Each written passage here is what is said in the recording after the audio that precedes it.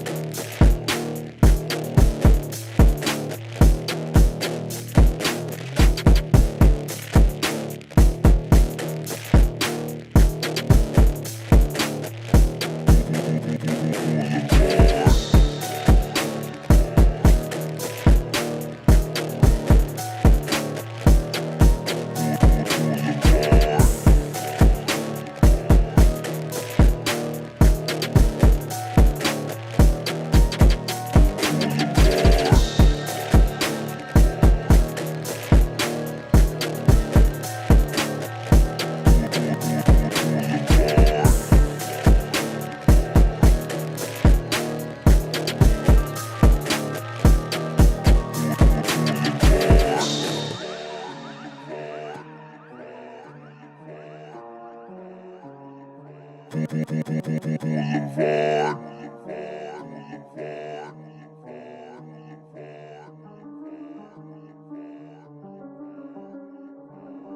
Oh, so Christ, may you burn in hell forever, forever, forever, forever, forever. Boulevard.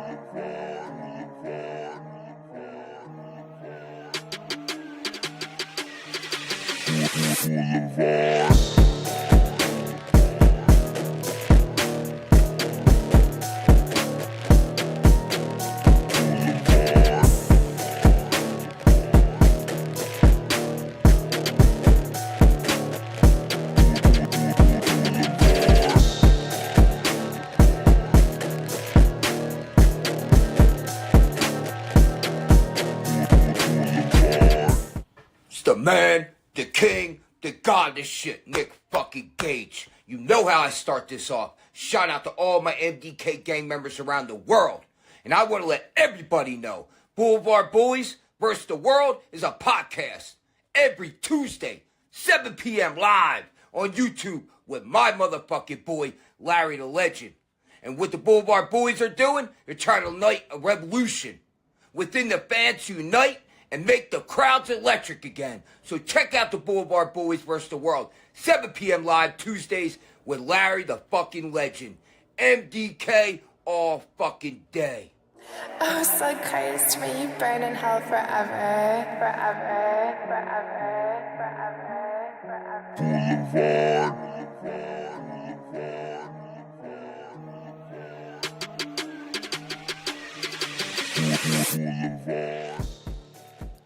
Hello, everyone, and welcome to Blvd Bullies versus the World. I am PK with the BLVD, and I am joined by two of three co-hosts, conspicuous by his absence, ringside Sean. But first and foremost, Brian, what is that you're drinking right there? Are you doing the store distributed, the nationally distributed Nutcracker? You inspired me to switch from 11% beatboxes to 8% nutcrackers. We pace ourselves here on the Blvd Over Bullies 3 hours, you want to drink 4 8% and not 3 11s. Exactly. And it's funny that you did that because I actually was looking for the beatbox drink because I wanted to do a science experiment on today's show and see how ridiculous I could become once drinking beatboxes. Ladies and gentlemen, Bad Take Bri, the merch guy, sponsored by Extreme Cannabis. Oh, I forgot my thing. The most extreme stuff for the day. Oh, the dankest stuff for the most extreme stoners to puff. Hell yeah, dude. And last but not least, we have my wrestling father, a former boat owner, a Price is Right Showcase Showdown winner, CZW Hall of Famer, the voice of XPW Wrestling, and just all around fucking dope dude. Ladies and gentlemen, Larry the Legend. Thank you, Patrick. Week after week, you outdo yourself with polishing my taint, if you will, with that introduction. And I am so happy to be here. I'm missing you, Deathmatch Doctor. I'm missing you. You know, we're born on the same day. Today's March 19th. I'm missing my brother, but duty calls elsewhere. So we're going to rock and roll, the three of us amigos. The three caballeros. Larry, you know, I wasn't even going to compadres say this, but, you know, just when I was doing your intro, I flashed back. When I said all around just dope dude, I was thinking of us standing on your balcony, your overlook provided, you know, the Larry Legend balcony provided by XPW. And just when we were together in person at that last show, man, that just fills me up in all my holes, Larry. Can I just tell you real quick, because I'm a stickler for details, that room is the bridal suite. And everybody knows that the first company to really inhabit the Hard Ballroom was No Holds Barred. And the guy who runs the building, guy by the name of G, I arrived to No Holds Barred one time and I was looking for a place to dress. And he was like, "Oh no, Larry, I've got a place for you."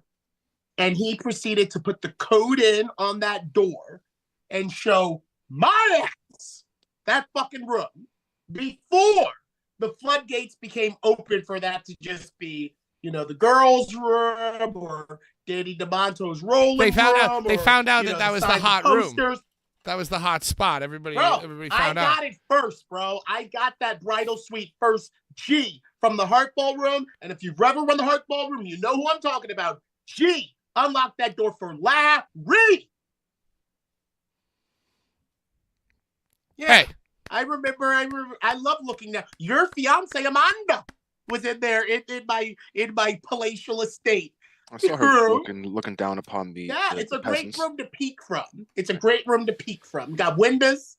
You know why? Air conditioning, a TV, a Roku. At the XPW show, I actually went in there and was left alone with one Jasmine St. Clair who offered me vodka and Gatorade. So we will get to Jasmine St. Clair a little bit later on.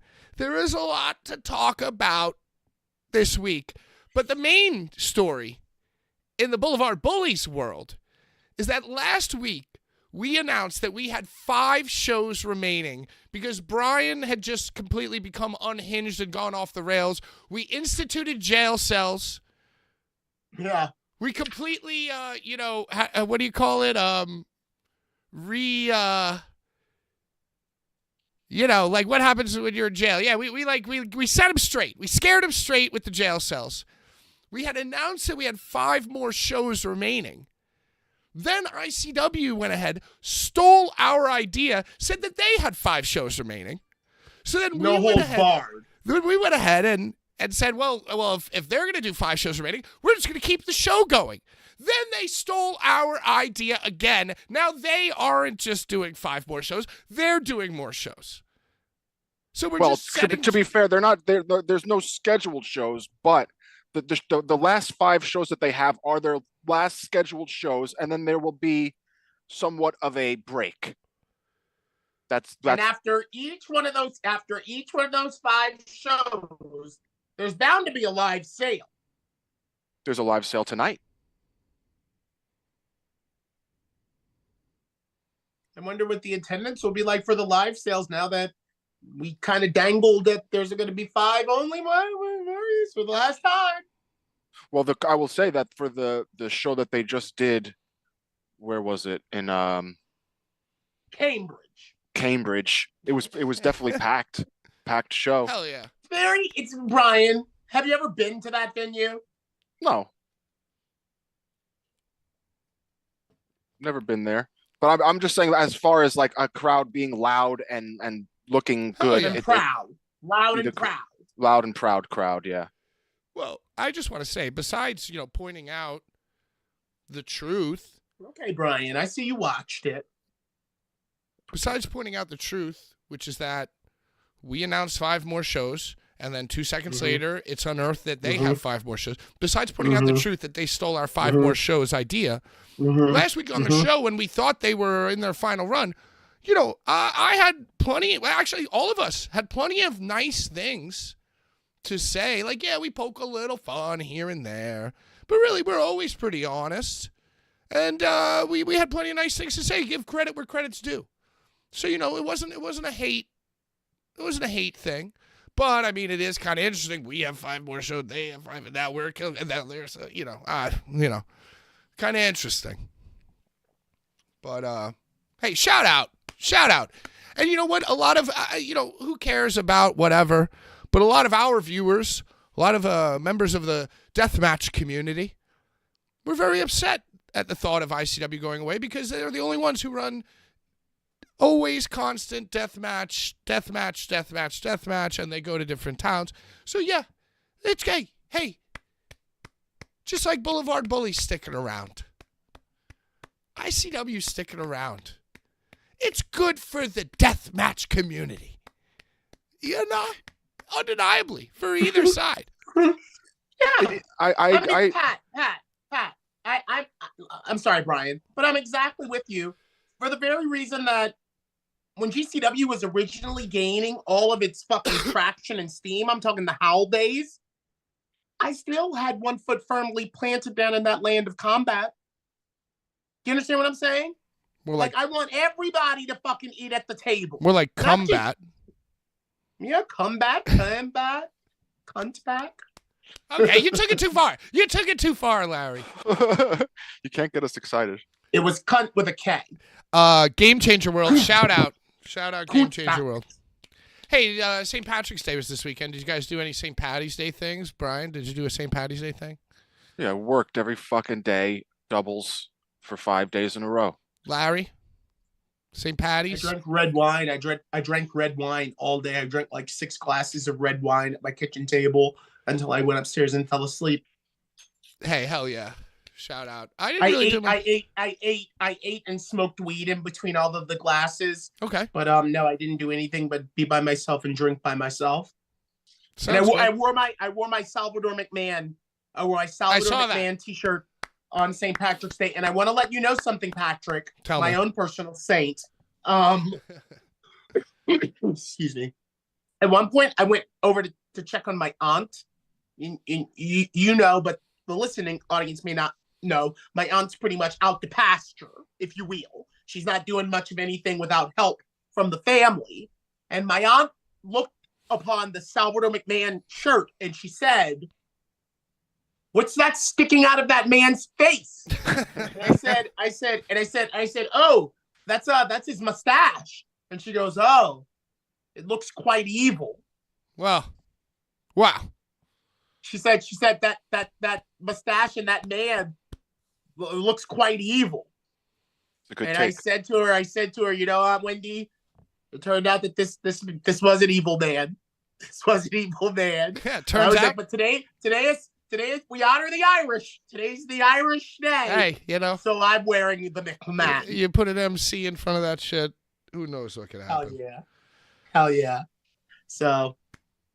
Well done. I think one of our finest works, y'all. Thanos McMahon is great. I honestly Trilogy. The Dolly is like, it's always an eye catcher. People always comment on it. They're like, what am I looking at? Like, can't sell those. Like, I know what I'm looking at, but what am I looking at? Can't sell those no more. Yeah, now we can't sell it. It upsets me that we have the good Vince McMahon trilogy, but we have the underrated Tony Khan duo, and nobody even really knows about it. What's the duo? It's the Tony Khan with all the knives in his head and the yellow brick road. Right, the yellow brick road Tony. What's the other one? And there's the Scarface Tony Khan. Oh, Scarface Tony is like I way don't back. remember us really promoting those. No.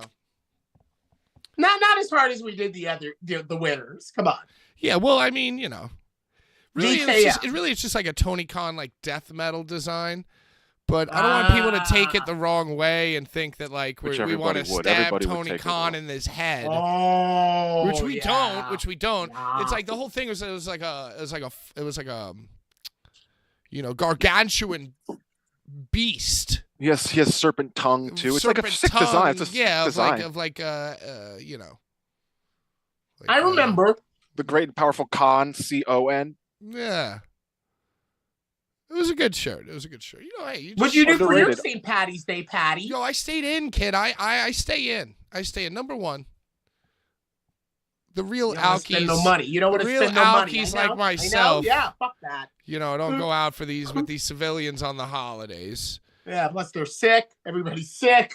You know, yeah, They everybody's saying sick, nothing because they're trying to get laid. Sneezing and shit. It's a big fireman holiday. Like a lot of like on St. Patrick's Day, just the firemen are just eating fucking corned beef and getting wasted in the bars, and that's what St. Patrick's Day is.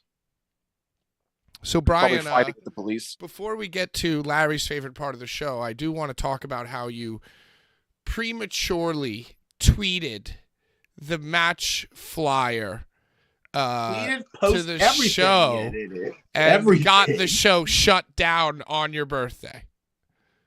Can we just talk about that? Can we clear the air about that? You went against my. It's my better judgment. Like I said, hey Brian, we're in a holding pattern. You didn't tell me anything. On my mark. Right? I'm like Captain Picard. I'm like Captain Picard. I'm like, all right, ensigns on my mark. And Brian fucking fires the photon torpedoes way too early.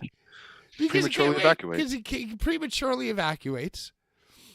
Can you imagine if that shit happened on Star Trek? They'd fucking throw that guy out of the airlock. Imagine what fucking Captain Kirk would do to this motherfucker. On my mark. The whole show falls apart. The whole fucking Starfleet crumbles, Brian. And that's what you've done. You've destroyed Starfleet on your birthday. Do you have any comments or... I will just say that now the most important thing that will happen on 4/4 is my birthday. Well, the guy whose birthday it was torpedoed the other shit. So there's going to be no match. There's no match. And by the way, and Larry, back me up on this. How long ago was it that I feel like it was just 2 weeks ago after the stream that I advised everybody to kind of keep it in their pants and, like, hey, this might be a thing where we're filming something when everybody's cleaning up garbage. And, oh, my God, no, why do you say that? Blah, blah, blah. I'm just saying, hey, I don't know if that's the case. Yo, if there's 1 million people, that's great. But I'm just saying, imagine it that way. Prepare for that. Let's write it and think about it that way. And, Brian, you argued with me, of course. And it turns out that it seems like that's probably the circumstances now of the show on our end. Can I interject here? Please do. Please I will do. say that the match, whatever it was announced by the man Schlack himself. There was a flyer made. Yeah, but it wasn't like an Andre versus Hogan style flyer. It was just 2 more wrestlers were announced on that flyer. It said what it said, and it said it presented, sponsored by Blvd Bullies. Larry, you care to weigh in here? I'm just saying. I mean, I think that in this case, given the city within which the show is being confined, everything is kind of being played by ear. And in an old pro wrestling adage, when you really don't know, less is more. Right. But Brian, you needed to prematurely combat zone wrestling all over town. But however, and you guys got to listen to me very carefully. Listen very carefully, okay? Although there will be no match following the Eat the Turnbuckle set on 4/4, there will be an exclusive interview, a Bad Take Bry birthday interview between Madman Pondo and Lowlife Louie and all of us live whenever we lock down when the live pod is going to be. So, I like that. So although there will be no match, there will be no sanctioned match after the Schlack show because it's probably going to run late. It's probably better that we just combine the two and make Lowlife Louie and Madman Pondo. It's going to be a no-ring podcast where the two of them are on it for the first time ever. Wow. As two guests of this podcast. Like when we used to have, Mittens and JT Kaysen of the New York, the old style special edition, and you get to see us together, not in these boxes. Right. And It's on like a top live. of that, we're gonna have the icons with us. And just like whenever, like before, when there was a match, I was kind of thinking about the live podcast as, I don't think anyone's going to show up, but it'll just be cool for this channel to have a video of us all together, and it can become an episode that we post. You know what I'm saying? So, oh my God! And have you seen this venue? And I think that an interview, tailor-made for I think an interview for the first time ever with Lowlife Louie and Madman Pondo, and Brian already made all the weapons, so they're just going to be hanging around. And hopefully Brian doesn't say or do anything that incites some kind of, physical altercation between the two of them. Put it down. But that won't be allowed. That won't be allowed. No, that won't be allowed. Okay. We will have a physical You'll be jail there. cell. I mean, you'll be there. I'm going to be on my best birthday behavior. If My best birthday behavior. If there I'm needs going to to be be on. some official reminding of what can and cannot be allowed, Patrick, I know you. I know you know how to,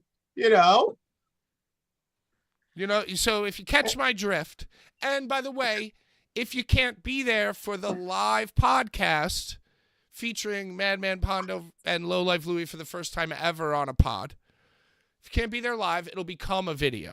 I can't say that. I can't guarantee that we're going to do it live.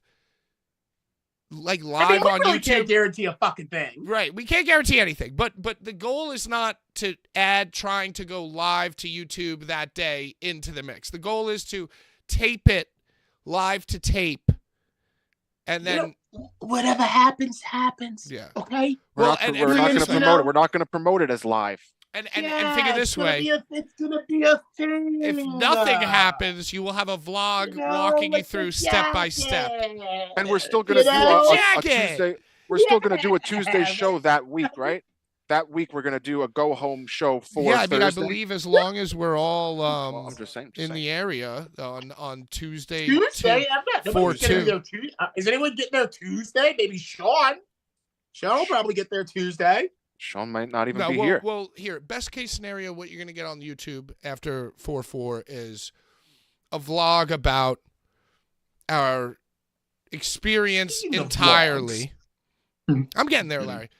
A vlog of our experience entirely. Hopefully, you'll get an experience of the Low Life Louie, Madman Pondo interview face-off that they'll have during our pod. You know, we should probably get Vinny Dudes in on this. Oh, he's locked in. He's coming aboard the ship. So basically, everybody's got an Amtrak ticket. We're going to try to get the live pod up, live to tape on YouTube within the few days after. We're going to try to get the match up. I mean, the interview up. And if only there was some good pizza. I hope there's good pizza. At the very least, you'll get a vlog of us completely failing at delivering on everything we've been talking about for months. Very possible. Speaking of vlogs, now that Brian has been completely reintegrated into society and rehabilitated, reformed. I am back working on the pod, working on the vlog from 6 months ago because the face and voice of Brian no longer makes me sick. I needed a break. Put it down, Brian. So that vlog will be coming out hopefully before 4/4. But stay tuned. Listen. I go manic, and then I go down. I gotta disassociate for like a few weeks. You're like Kurt Cobain. Hey, speaking very of high highs, very low lows. Speaking of Kurt Cobain, let's get to Larry's favorite part of the show. The giveaways. I got a bunch of stuff I could always give away, but I just, I know it's Brian's deal. What does this awesome giveaway have to do with Kurt Cobain? I got a 99-cent Dunkin' Donut card. Are you? Am I frozen? I thought I was frozen. No, I thought, are we all frozen? I thought I was frozen. We're all good. All right, let's get to the giveaways from last week. The way it works. Brian, you want to explain how it works? Yeah, sure. Every week we show items. In which you will then comment on the video of that YouTube video, and then the next week we will read those comments that you made and then Patrick will put them inside of a Newport box, your names, and he will shake them up and he will choose one and you will win the item that is shown the week prior. And then I'll show a new item right after that you will be able to win it for the next week. I have an announcement. I have an announcement to make, Brian, regarding the giveaways. It's very well done, Brian. Very well done. It's a groundbreaking announcement. So I fucked up because last week I favorited or 2 weeks ago I favorited a comment, and then forgot to read that comment on the air last week. Mm-hmm. So I fucked Bren over. Bren, loyal viewer, shout out to you. Shout out Jedi Joe. Shout out top tier fan. Shout out Jedi Joe. Everybody. Shout out Johnny. So Bren, what I'm doing right now is that I am taking this Newport pack, which by the way, still has some tobacco shavings within residue. I love that. It's like the end of the fries at McDonald's. Okay. And I am retiring it. And I am going to send this to you. As a consolation prize, you get the Legacy Newport box. Wow. You gotta sign it. You gotta sign it. That's right. Too. And I am gonna sign it for you. Patrick. You're a saint. because I And left well, out your don't even comment. you can't be rude. You have to give credit where credit is due. And Urka is the one that gave you the idea to give away the sacred Yes, Newport box. Legendary Urka. Yes. The legendary Urka. The legendary Urka. Urka legend. So you will get the Urka of the Legacy House of Newport Legend. box, which I'm putting right here. And I've decided that I no longer want to write the names and put them in the Newport box. I'm retiring it and I'm sending it to Bren. I am now using online randomizer because it's much that's so easier. much easier. And There you go, maybe it's a That's little bit less. That's less A personal. little bit less theatrical. But let's get I to like these it. comments from last week's show, and I'll put your fucking names into the fucking thing. But it might take a little longer. Maybe I could set it up beforehand. My favorite part of the show. Axel Nose says, Brian, so proud of you for becoming the WrestleMania champion. Congrats, Brian. When's your Hall of Fame induction? Is it in next year's game? Because we were talking about you. Oh, Jesus. We were talking about you completing the WWE 2K24 WrestleMania showcase mode. Where are you at on that? Are you still playing the game or you just moved on? I completely stopped playing it once I became the champion. I lost interest. So you didn't create a character and do like the My Rise or anything like that? No, I'm saving it for one day. I'm going to be real bored. I'm going to remember that I have it, and it's going to be awesome. All right. I've been really busy. I've been working like a goddamn fucking crazy person. Okay. Hey, Larry, what's the last wrestling video game you played? Day of Reckoning 2 for the Nintendo GameCube. Hell yeah. Axel Nose goes on to say, I hope ICW doesn't close up shop. I love all the talent that goes through there. All right, so you have been entered into the randomizer. Horror, Pain, Gore, Death says, how do you guys feel about Tremont dropping the Killdozer gimmick for those GCW shows this weekend? Does it hurt the Killdozer gimmick, or does it not matter in this day and age of the current fan? With Killdozer being the current ICW Deathmatch champion, maybe this is another dig at Danny from Brett. Hold on, it goes on to say, hey, all right, that's fine. Larry, what do you have to say about that? As a 20-year veteran, a Hall of Famer, you know Matt very well. You've announced him dozens of times. He does the Killdozer with complete conviction and passion everywhere except GCW that weekend. We failed to mention that. That was in the notes, and we missed it. Well, I think it's a little bit bigger than like a dig at Danny, as much as it has to do with like the Fight TV stream, the Triller, I guess GCW is affiliated with. They're, you can only see certain letters. You can only see certain people on that branch. Now you got all your IWTV intellectual property. You got all your IWTV title holders with their names and their stories and their this is and their that.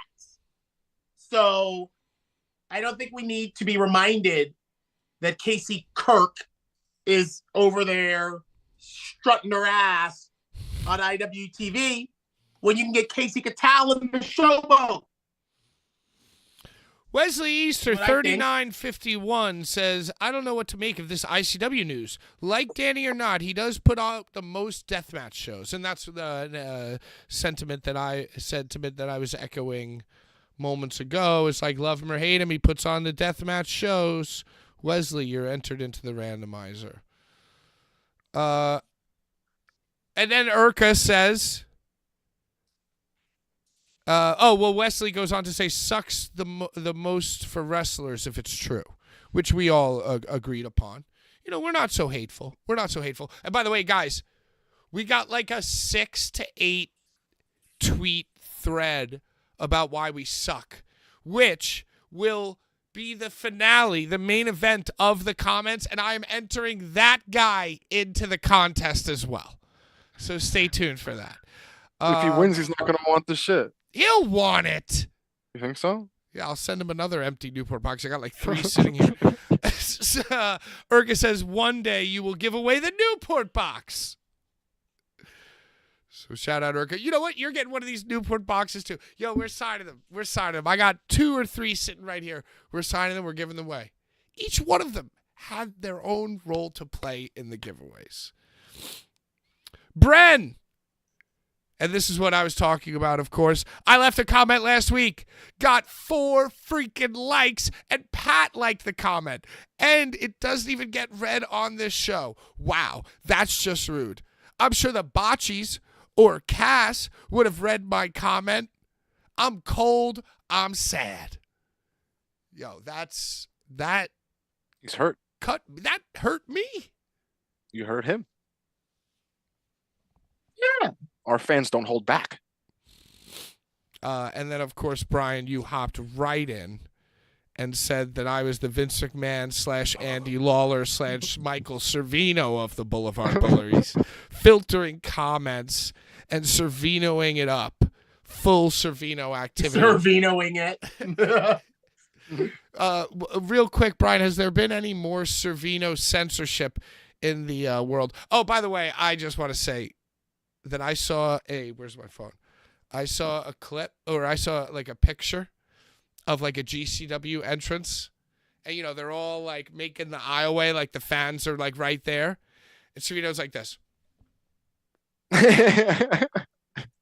He's getting the really important footage, the hard to get angles. He had his fucking like power pack backpack and his fucking phone connected to his jacket. He was just like, I was like, wow, what a way to work it. He's out there working. Yeah, he looks, right? yeah, you're working. You're working. working, dude. The good clips. You're working. But I will say, since his Service second warning, to the community. since Servino's second warning, there has been no activity. So it's been a quiet Servino on the Servino end. All right, Urka and Bren, you are in there. I think this is Brian, you know, you responding to comments, it's not helping anybody, all right? You're not getting entered into your own giveaways. John Richter says, Long Dong Larry getting bigger AEW pop than CM Punk on his debut. Long Dong. So I don't know what that means, but John is in there. My brother in cum. Yes, your weird friend. I did make an AEW debut. If you count me being in the Briscoe video, that's not really a debut, though. And nobody cares. 1211 says Larry Legend is everything wrong about wrestling today. Wow. Larry clapped back, didn't he? Read it. Read it. Read it. I haven't. Did you reply? Read it. I haven't. It must be on hold. Did you curse this guy out or something? Oh yeah, I said some mean things. Held for review. Oh my God! Look at all this. There's so many that are held for. No, I can't. I'm not seeing it. It's okay. I'm seeing. Can't wait for Long Dong Larry to get a bigger pop when he goes to AEW versus all the talent. Oh, when he goes to AEW, yeah, that'd be awesome. I'd love to go. And then there's this one from a month ago.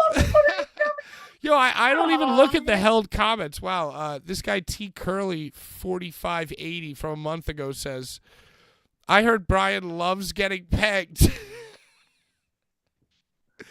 It's a new rumor all over the death match. His girlfriend was quoted as saying she takes that ass on sight. My fiance, damn it. Just kidding. Love you, Brian. And then Brian responds and saying, don't kink shame. This is a judgment-free zone. Pulling the curtain back, though. I don't enjoy full peggings. Ew, Brian. Okay, Brian, you're just not. Just the tip. You're not getting approved. You've never tried. You've never lived.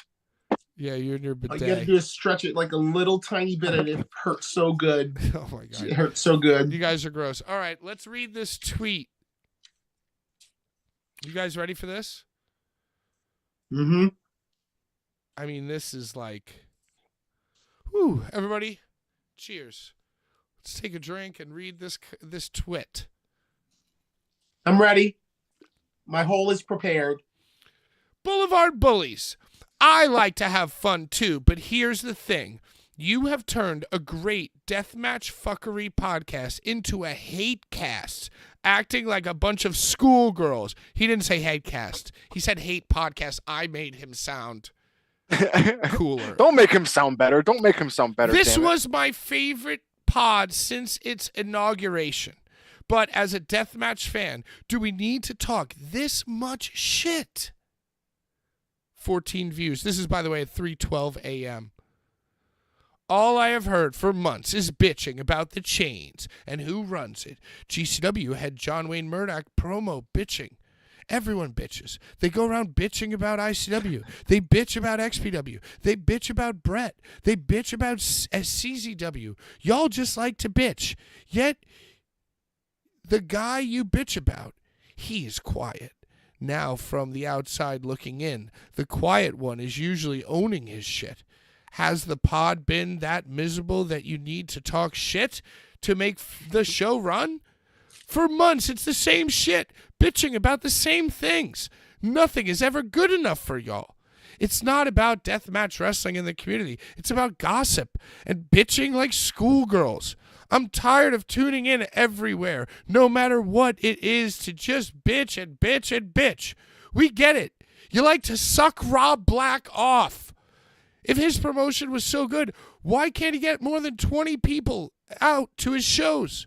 Why can't he do the Berwyn Eagles and not a shithole in Gary?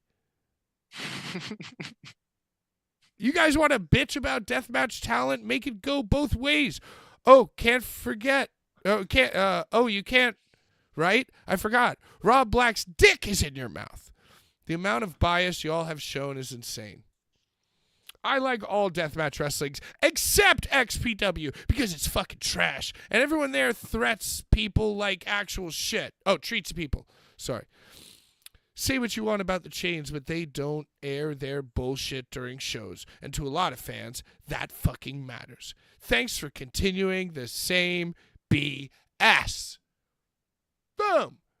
Raven After Dark. Thank you for the comment. You're in the giveaway. I just want to say that was a pretty redundant tweet. It's very repetitive and redundant. Larry, you awake? Hmm. What do you think about this guy, Raven After Dark? I feel like we have a balanced, fun time. Brian happens to be a huge XPW fan because Larry is their exclusive, highly coveted ring announcer. We come for Larry. Well, It's just part of the show. Pat, I think Just our lives. I think you're hitting the nail right on the head. And someone who I introduced to the podcast It's just our looked at all lives. of our they looked at all of our episodes and they were like, "Oh, I see much to your credit, Larry. This episode that features a graphic of your face, that's like that's the biggest numbered one." Oh, yeah. Yeah. So what I'm saying is that my involvement with the show is always going to have a stigma to it of Larry left ICW, y'all, and went to XPW. And now that means that these guys over here, since Larry's over there with them, they don't like ICW no matter how much good they do, no matter how much Danny's struggling, no matter how many jobs it creates. They're anti no holds barred because Larry left and Larry's over there with them and Larry is XPW now. So we're always going to have that stigma, not because I'm trying. It's just because that when you made the graphic of me in the car going the XPW exit, Classic. people were like, what? So we're going to fucking live. We're going to live off that for a while. And this Raven seems like they're kind of a diehard. I've been loving ICW since the movement started. And part of that love was love for me because I was there when the movement started.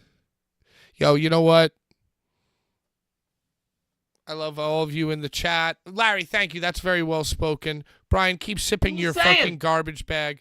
Love everybody in the chat, but Joe says, probably the most truthful thing that you're going to hear tonight. Let's be real. All wrestling sucks. Which I mean, just everybody think does bitch. Everybody does bitch about everything. CZW's running Baltimore. You know, posers. how dare they? Dude, Like, wrestling has always been a thing for friends to get together and talk shit about it and yell at the fucking shit, and that's what wrestling has been. Yeah, for me and what? and my How is that friends. different from real sports? Even you know. And what I mean? you know, to fucking go off on fucking Ravens shit. oh my God. We Quote watch the Raven. ICW. We don't Quote. we don't hate on ICW like specifically. We appreciate the workers. We just don't like fucking Daniel fucking DeMonte. Well, and he's you know, a it's dick. not even that. I watch the. I still watch it. Have a good Dude, time. I still watch it. We still talk about it. So that's I do not bullshit. watch it Well, I anymore. just I'm love saying how me Unless personally. Atticus, happy I'm belated still birthday watching to it. Atticus, unless he I hits like me up about deathmatch. getting my voice. And Shannon helps by saying I'm there. I was there. I just love how the tweet started with, "I like to have fun too, but," and then like 8 paragraphs. He loves all deathmatch wrestling, Well, except unfortunately, I have put all of your names, including our Raven Thorn or whoever the fuck, into the randomizer.org. You go use it yourself if you think I'm fucking around. Axel Knows wins the giveaway. Axel Knows. Brian, what does he win from last week? last week he wins the South Park movie DVD and also the Abdullah Kobayashi ICW trading card and Nicholas Gage GCW card. GCW. He gets And an this week- ICW, a GCW, and South Park bigger, longer, and uncut. That's right. This week we have a pretty cool giveaway. I used to work at Irving Plaza for a few years. I know it. And then I know it. I got some posters from shows that I've worked, and I have doubles of them. So I'm gonna give them to you guys. This show actually never happened. It got canceled. It's Exodus, Municipal Waste, and Extinction AD. And it's a Mr. Pickles. It was an Adult Swim. It's like a very sick poster. That's dope. That's It's awesome. dope. What a It's very giveaway. dope. You can't. The is show never awesome. happened. It's exclusive shit. This one was a sick one. It was Whitechapel cattle decapitation on a Legion at Irving Plaza. Sick. I think they did the somatic defilement in its entirety for that show. And then there's this show: Overkill, Crowbar, Havoc, Nvidia, and Black Fast. Hey, did you know that I Nice. went to see Crowbar with Crowbar I was at there with St. you. Vitus with you? Dude, I was vegan then, and I ate a chopped cheese, and it was the first time I had eaten meat. That pushed you over the edge. In like a long time, and it made me eat meat again. That makes me. That really breaks my heart, Pat, that you took Brian away from that I was not the lifestyle. one. The powers that be bought us chopped Yeah. cheeses. It wasn't Patrick's fault. It was the powers And that I- be. It was Yeah, it was me, meant to be. It was Brian, just the meant to be. It was Powers, meant to be. And Crowbar. I put in time. I put in my time as a vegan. I've seen you eat salami raw before that, though. Was it before the chopped charcuterie cheese? board. Yeah, well that's okay, Yeah. there might The there might charcuterie board have is, been, is major key. there was a downfall, and then the chopped cheese was the true end, and I've just eaten meat every day since. But also, wait, there's more to that giveaway. Besides those posters, Wow. these are There's rare items. more. Rare items. This might be too offensive for this. I don't know. A sticker, Yeah, it's and just also a the religious desert- sticker. Desert Eagle, Blvd Bullies, double Desert Eagles, and then also Wesley Easter, your comments were appreciated, but Axel Knows won last week. in celebration of Shayna Blazer wrestling at GCW, we're gonna give away this blood sport, Matt Riddle's blood. I think this was the first blood sport, Matt Riddle. Oh, yeah. Oh no, Josh. Oh, no, that's the Jo- first one. That's the first one. this I is- was there. This is the first one. I Yeah, this was is the first one. there. I really like, and on the back of the card, it gives you the card of the night. I like this set of cards. This set of cards is awesome. Very cool. All right, That's well, the that's the giveaway for this week. Comment this video and give it a thumbs up. Fucking share it to your biggest Blvd Bullies hating friend. Let's get into headlines. You mentioned Bloodsport. That's really the big fucking indie news story this week is that Shayna Baszler. I did it. I was saying Blazer before the show. You said Blazer. I could not do it. And yeah, but Shayna Baszler is fighting Masha Slamovich at GCW Blood Sport. It's legendary. Is that legendary, Brian? Is it not? Well, they said that it was the sports entertainment era of GCW, and Dolph fought Cardona. Larry, what do you think? I mean, I think it's the natural progression of the company that is in today's standards, the ECW of a generation. Because everybody knows that when ECW finally started percolating enough to the fact that Vince could not ignore them is when Lawler invaded ECW. Hold on. Remembers back in like 90, what was it, 97, 96, when Sean was here, but Lawler all of a sudden popped up at the end of an ECW show in his commentating on Raw gear. Yeah. Full Raw commentating gear. Regalia. Popped up at ECW and interfered in a Dreamer versus RVD match or something as like the WWF contingent that was anti-ECW. So WWE itself has had a long standing of when we can't ignore something that's percolating that we have no control over, bring that shit right under our umbrella. We won't own them. We won't own them, and they'll only get bigger. And then we can be like, and we were the first ones to look at a little company called GCW run by blue-eyed Brett Lauderdale from Rochester and give them Shayna Baszler. And look at Brett now. You know? He's sitting at the table. Well, I mean... This is the first time ever a contracted WWE wrestler is wrestling in GCW, like an active WWE wrestler. Yeah, maybe, perhaps.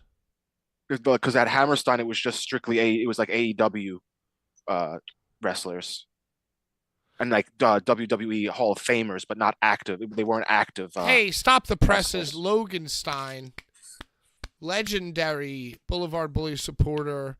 Says, super chat, $5. Hello all. Happy Tuesday. Missing the show, but I wanted to drop in and say hi. Love y'all. Shout out, Logan. Thanks, Logan. Hell yeah, Logan Stein. Yo, you know that Brian, that video? I believe so. The only other WWE shit that GCW has ever had was the time that WWE was running that show in the same venue as the Showboat in Atlantic City, and Seth Rollins came over, and you saw him peeking his head out. Curtain. Well, right, because Brett Lauderdale had the video, the picture with Stephanie, and then like Kevin Gill was whatever. Has someone from WWE right like appeared on a GCW? So that's legendary shit, dude. It's first time ever. And there's going to be more. Apparently, there's going to be more WWE talent that is announced for this show, and I'm sure it will just continue to happen more and more. I guess, in some regard,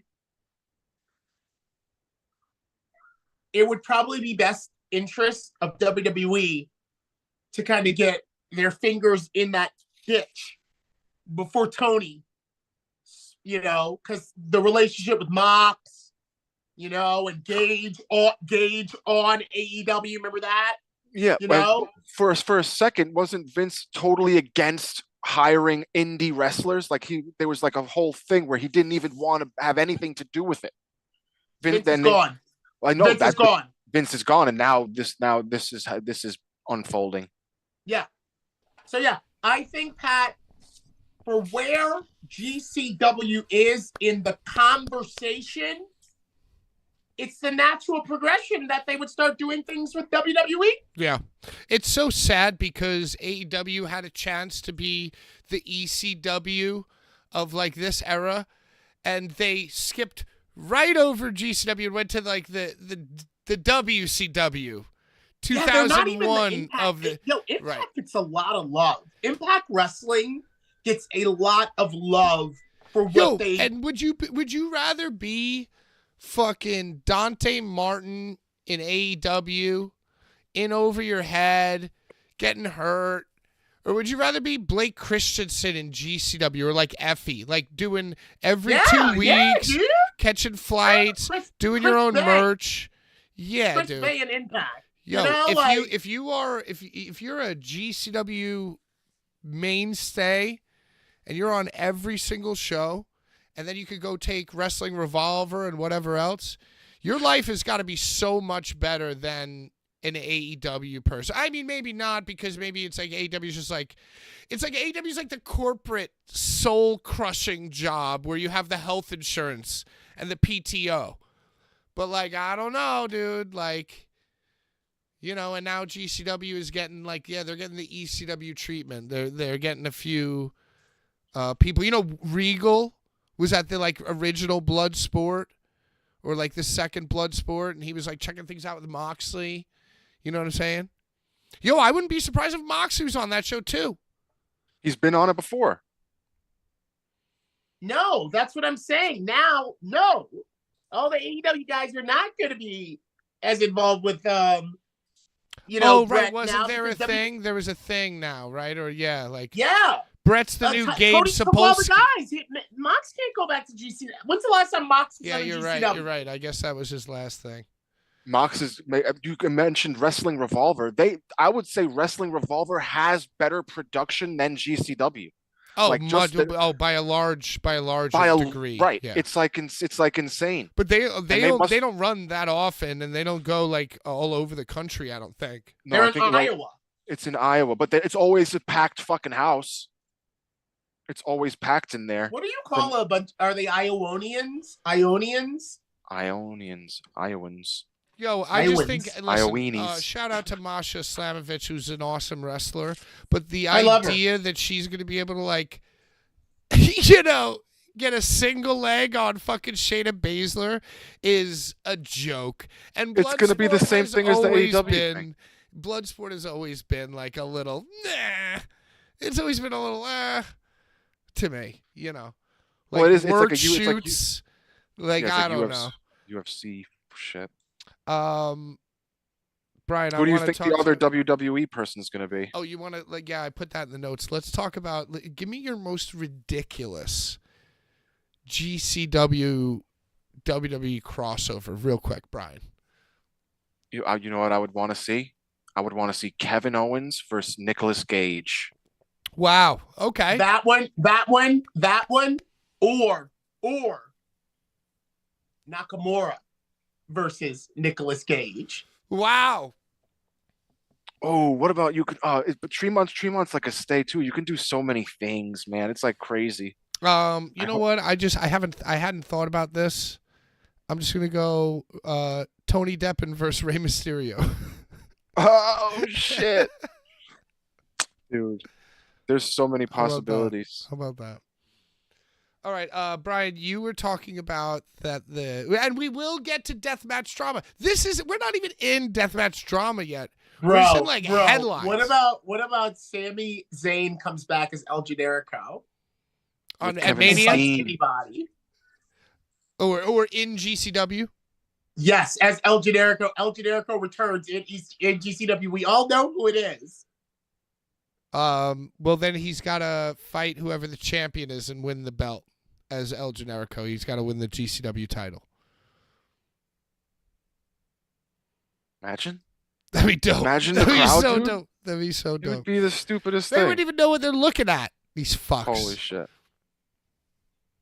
So, Brian, you've been saying that there is word on the street, and this was mentioned in the comments section before in the show, and somebody said that Tremont dropped the Killdozer to do GCW versus Kobayashi, and you basically just you added to the notes a blanket statement, Killdozer gimmick, not hitting. Could you care to expound on that statement? Well, because I will. Larry was saying how it's like an intellectual thing, but even in ICW, he comes out to the Korn song and with the scary, terrifying mask. But then he takes it off. He takes off the mask for the match and just goes to his normal self. What's the Korn song? I predicted that. I think it's a freak on a leash. Falling away from me. Does it have a little creepy? Oh yeah, falling away from me. But he's never not watched one he does- Killdozer match. Knew what chord song he used. All right, just wanna let you know. I am a big Matt Tremont fan, and that man can tell a story like no person else in the whole entire all universe. The kids who, TikTok's shutting down and Hot Topic isn't what it used to be. They're looking to Matt Tremont. It's not for you, Brian. It's for the 13-year-old guy. But this is not the Matt Tremont of old. He's not staying true. Down into the ground. Feeling the sound, beating me into the ground. That's Tremont's vibe of performance, like getting in the ring and just dropping to his knees, beating me down, I only wish that he did more with the gimmick. I wish the mask stayed on and he was a beast. He takes the it's not even, I don't even understand the point. What's the point of it if he doesn't? Now, Brian, he's just himself. Brian, you watch everything. Is the story that Cruel is controlling him? He touched him. The story? He touched him. Cruel touched him. Cruel, on Halloween in the backyard. Cruel killed Matt Tremont. He killed him. And resurrected a golem? Essentially resurrected a golem? Right. Right. And that thing is in control. Cruel controls that. No, well, I don't know. I think I don't think Cruel has any control. I think the world in a different way. Right. Now he's deranged. Cruel breathed new life into the vessel. He changed the vessel. He sucked. Right. He's supposed to killed him Cruel's to breathe new life into him. He nutted in him. Yeah, but why does the mask come off? If he is that, why does the mask come off? Well, that's an extra charge, brother. Probably hard for him to breathe, Brian. No, I get that. But he has a mask in which the mouth is like open. So the mask looks like it was made for it to be easier to breathe, so he would be able to wear it. So on the cool scale, Brian, of deathmatch, just to get into your deathmatch little noggin, like scale of 1 to 10, coolness of Killdozer compared to Tree, scale of 1 to 10. 10 being Larry, 1 being MLJ. Oh, Pat! It's a 4. It's a 4 for me. It's a 4 for me. 4.2. 4.2. We're gonna give it a 4.2. 4.2. Yeah. Okay, Larry. What do you feel about the Killdozer versus Maddie? I honestly have not even seen Killdozer's entrance. I haven't even seen the entrance. Beating me. Imagine this: the lights go out. Do do do do do do. There is nothing better than separate ways. Separate ways over Brian, anything how can I ever. go away if you won't miss me? How can you miss me if I won't go away? When he hits I know. Separate ways again.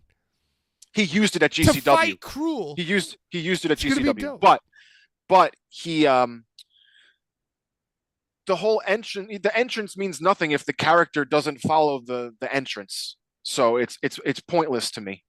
That's like Undertaker coming out and then changing into a different character once he got into the ring. Yeah, put it in the chat. Scale of 1 to 10, Killdozer. I mean, that did happen. 41 down says 3. He changed. Was it? But did it have to do with the story?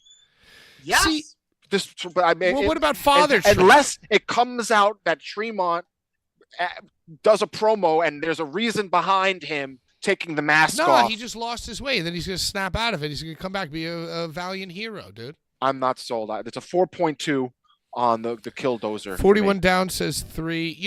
Look, for me, I guess it could be a 4 or a 3 as well. But if you're looking at it objectively as a gimmick, yeah, it's probably a 4. Just like Father Tree with G-Raver and fucking, Stockade. Yeah, Stockade. It's like the initial turn when Tree becomes evil, it's a shock. It's good. It's shocking. You never expect him to be anybody else other than Tree. So He's like beloved. right. So that's what I'm saying. Like as an objectively speaking wrestling gimmick, it's probably a 4, but I'm gonna give him 2 points just for being Tree.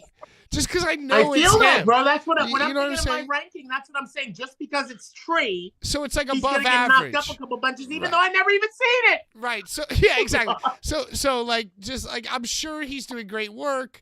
I'm sure it's lame as fuck, but it's him doing new shit. He's Right? the Does man. does he wrestle the same style as the Bulldozer? Or is he just like the same? it's Matt Tremont. It's Matt Yo, and he's Tremont. man smart, and like when you look back on his thing, So he doesn't like slow down and do like only uppercut thrust or anything. I mean, I guess maybe he did. No, I don't think. I don't think. yo, So. but yo, and this guy takes pride in his work, and he's like, oh, I'm gonna wrestle. I'm shy, you know. And once again, haven't even cared to watch, well, except for the Halloween one with Cruel, the one where he became touched. But I know that he's doing different moves, and he's caring a lot about his presentation, and he's being a whole different guy, you know. So like. And I'm sure that Brett, just because Brett's Brett, was like, nah, brother, that don't work for me, brother. You're Tremont or you're not working. I'm not booking. I'm not emailing Killdozer. I'm emailing Matt Tremont.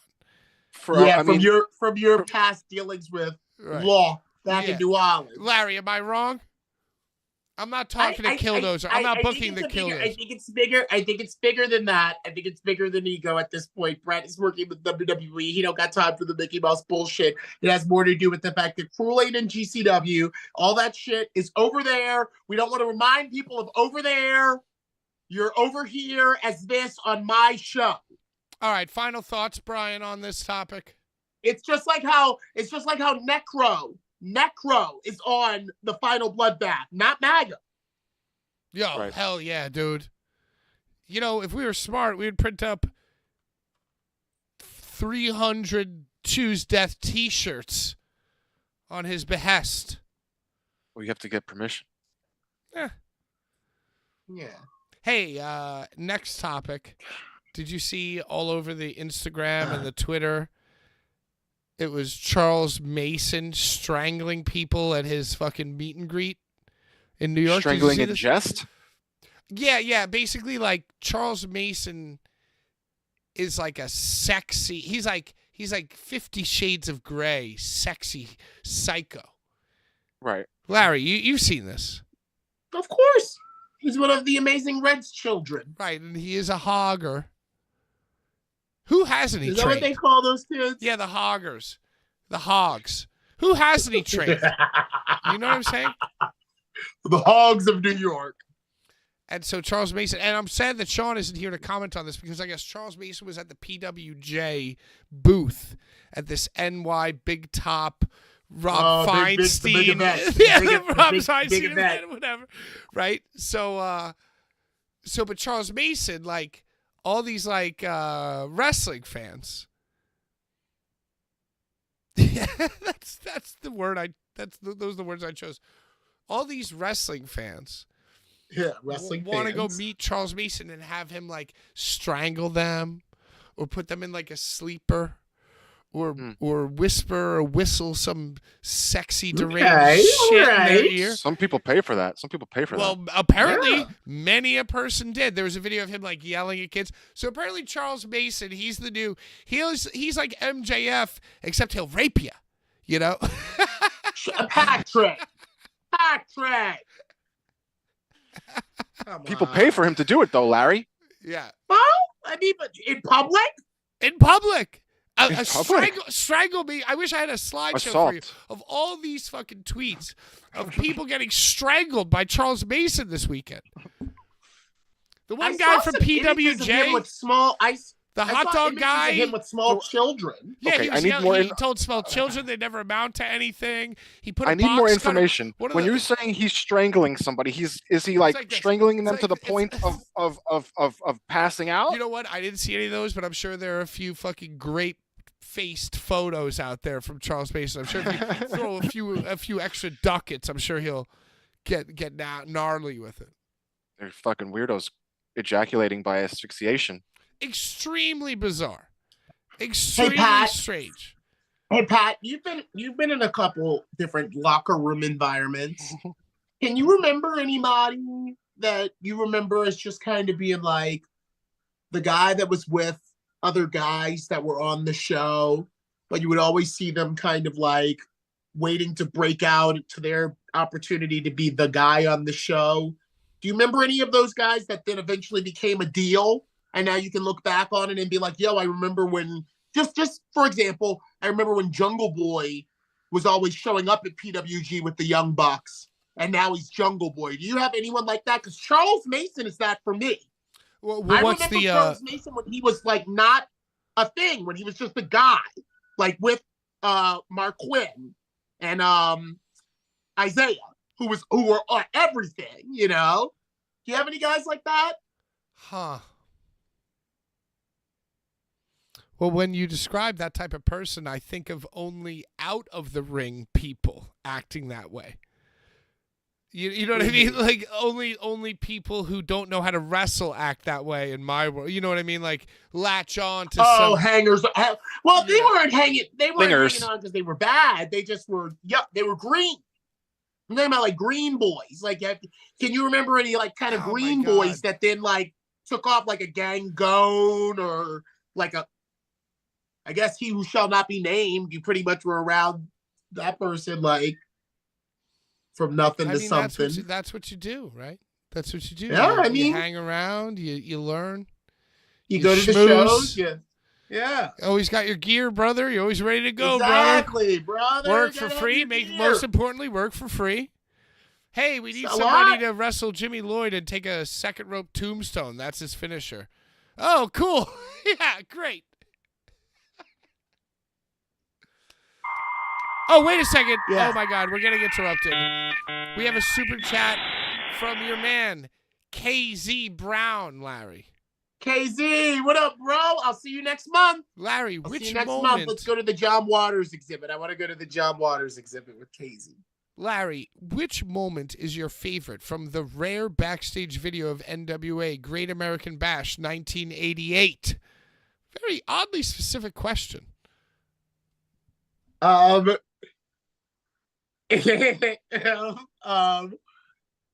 When Gary Juster, the executive in the suit, when they have him on camera, because clearly he knows and was around all the drugs that they were doing, but was like an upper. He was an upper of Crockett.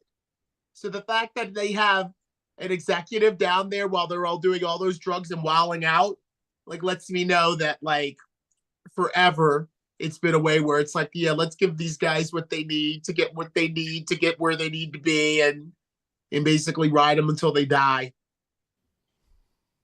Hey, guess what else happened this week? Sasha Banks, a.k.a. Mercedes Moné, also trained by Amazing Red.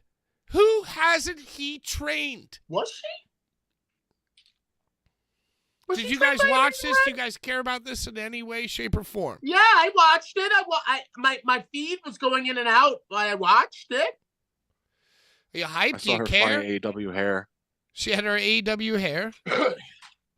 Well, I'm gonna say something that I did not realize upon first watching it. I guess they piped in the CEO. No, come on. You're lying. You're lying. I listen. This is just what I heard. You're fucking lying. Hearsay. They piped that in to get the crowd on to like, hey y'all, say this. Well, it's part of the entrance music. It's part of the entrance. It's like at baseball games when the loudspeaker starts the clapping sound, so everybody starts clapping. Right. Yeah. So it's only logical. Right. Yeah. Because what else were they gonna say? Crowds are stupid nowadays. Monet. God damn it.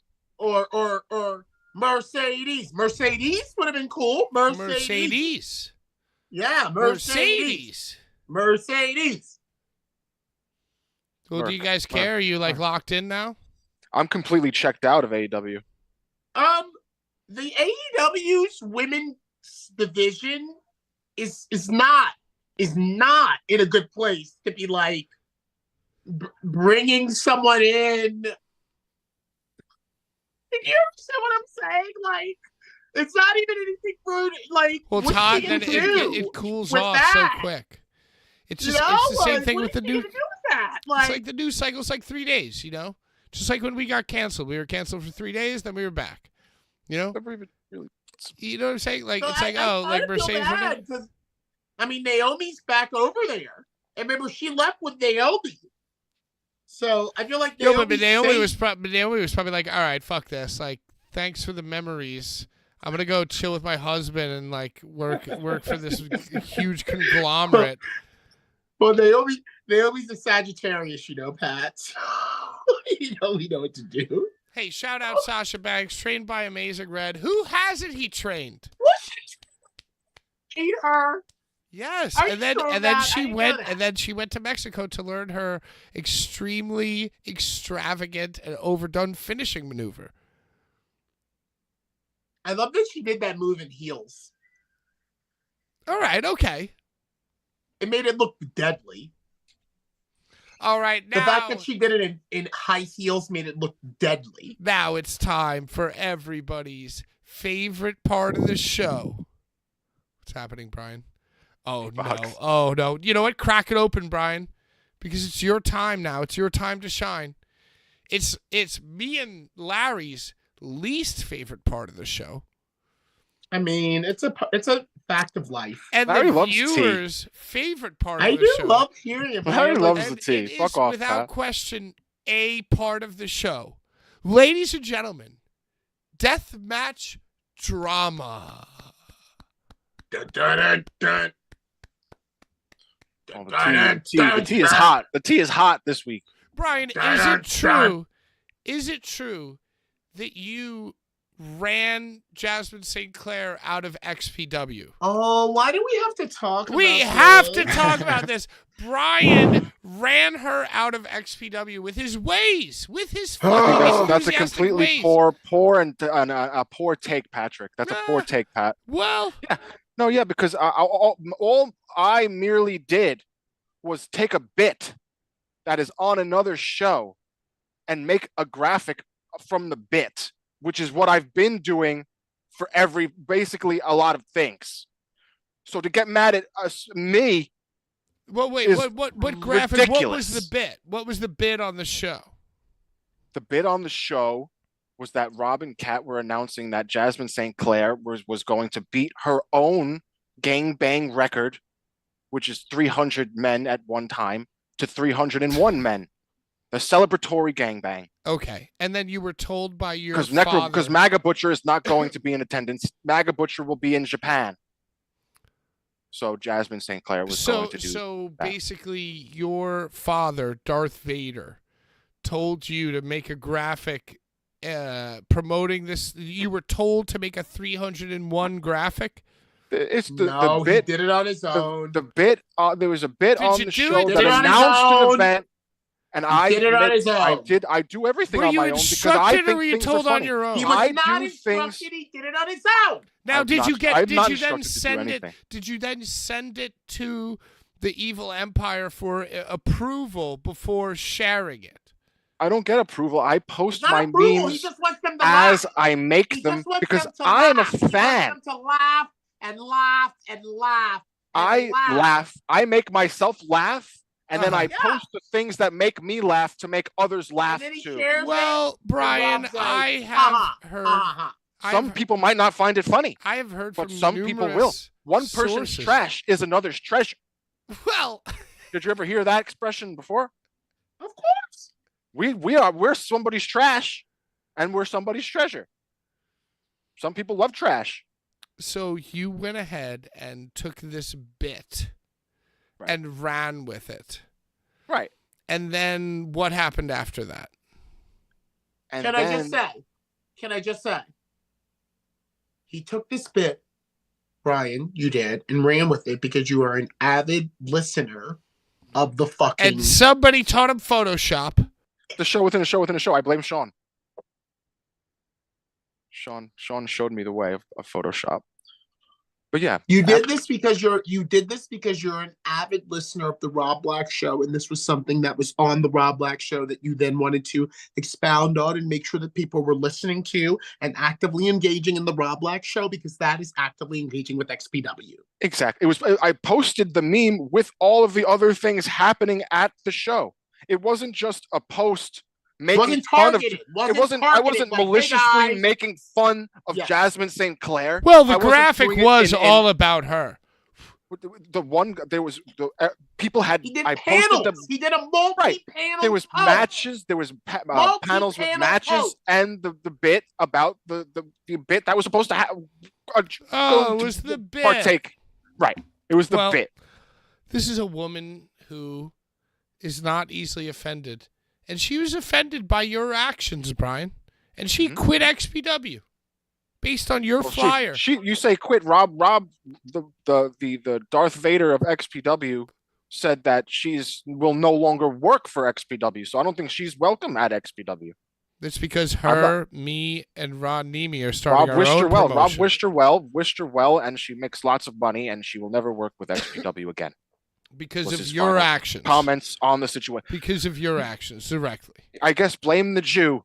Oh, now it's about that. That's what you're gonna do. That. I mean, it's convenient. It's just interesting why Jasmine St. Clair hates me so much. Why does she hate me? So you're confirming that she does hate you. I think there's a person. okay. There's a personal.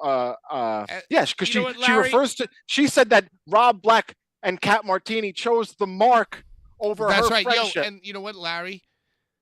I texted this to you privately, and I'm gonna say it out here on the show. Brian, those words that you just said are absolutely the problem, dude. Just like when these people hear things from you or see you flexing on them, it offends them. Just I'm not like flexing Slava, anything. Just There's like no flex. Just like you. No, well, okay, maybe you're not flexing. That's a silly thing to say. But they take it that way. Just like that's not my problem. That people take things. It's a joke. Slava didn't want to hear from some fucking mark that the show was moved. He wanted to get a text that the show was moved. And you shouldn't work for XPW. You shouldn't work for XPW if you don't like the way it's run. You shouldn't work for XPW if you don't like getting shit from Brian. Yeah, dude, the way the show is run, Rob Black does it. He does his show. He connects his podcast. I didn't even realize. I hadn't heard until right now that she said the words, "They chose the mark over me," which is exactly my fucking theory. She ain't even offended about the 301. She's offended about you. Why am I even involved? I'm the fan. Because you did it, bro. You did it because you did it. You didn't have to do that. They chose the mark over me. Who would choose? They chose the mark over. Do you guys not see that that's ridiculous thought? I don't think it is. I don't think it is. I yell at you every single week. Bro, you know what? I'm a fan of the product. Wait a second. I'm a fan is there of the a jail product. cell ready? Dude, fans she's mad at a fan of a product for making something that was on the show. Could you Brian, put it into words, Larry? Are you guys crazy? I don't think that you can really just consider yourself just a fan anymore. And this is something that I think that gradually you're going to have to come to an understanding of. Intervention time. You're not just a fan anymore. I don't. I'm not paid. Like, I don't get paid. I don't get paid. No, I'm not. I don't have rules bound. I'm not bound by rules. They chose the mark over me. I think you guys are. Wow. I'm telling you right now, me, Jasmine St. Clair, and Ron Nemi are starting our own wrestling promotion. I think Condom Hat Wrestling. I think there's a promotion in the works for Jasmine. Can I just say something to empathize with Jasmine just for a moment? As also a playable character of like the company, like, cause that's what I am. Yeah, definitely. Right. Okay. And listen, hold on. Hear me out here. As a playable character of the company, a lot of people know that personally. You know, I'm into a certain lifestyle, you know? So if a fan took liberal license Oh my to God. take a kind of company image of me, I like a couldn't Slava even imagine. in front of a background image of me that was done at the company that I worked for, and alter it in some way. Hear me out. I took a public image. It's a public Oh, image. it's a public Getty Hold Images on. over Hear here. me No out. one. No Hear one. me No out. one gives Can me. you hear me out? I'm sorry. You hear me out? Getting angry. And alter it in some way to kind of like highlight something that maybe a lot of people know about me, but maybe not something that is the reason that I'm like there.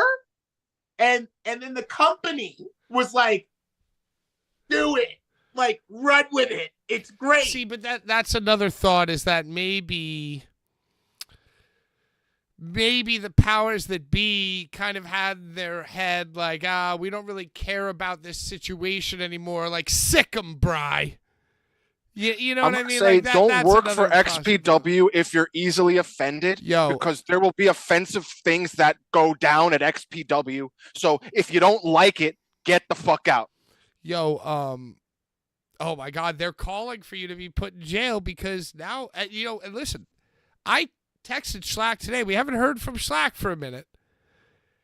And apparently I'm hearing... I'd like to hear from him tonight. My birdies are telling me that Schlack is mad at you, Brian, for your other thing that you did, which we will not talk about without... We're going to talk about it without mentioning what you did.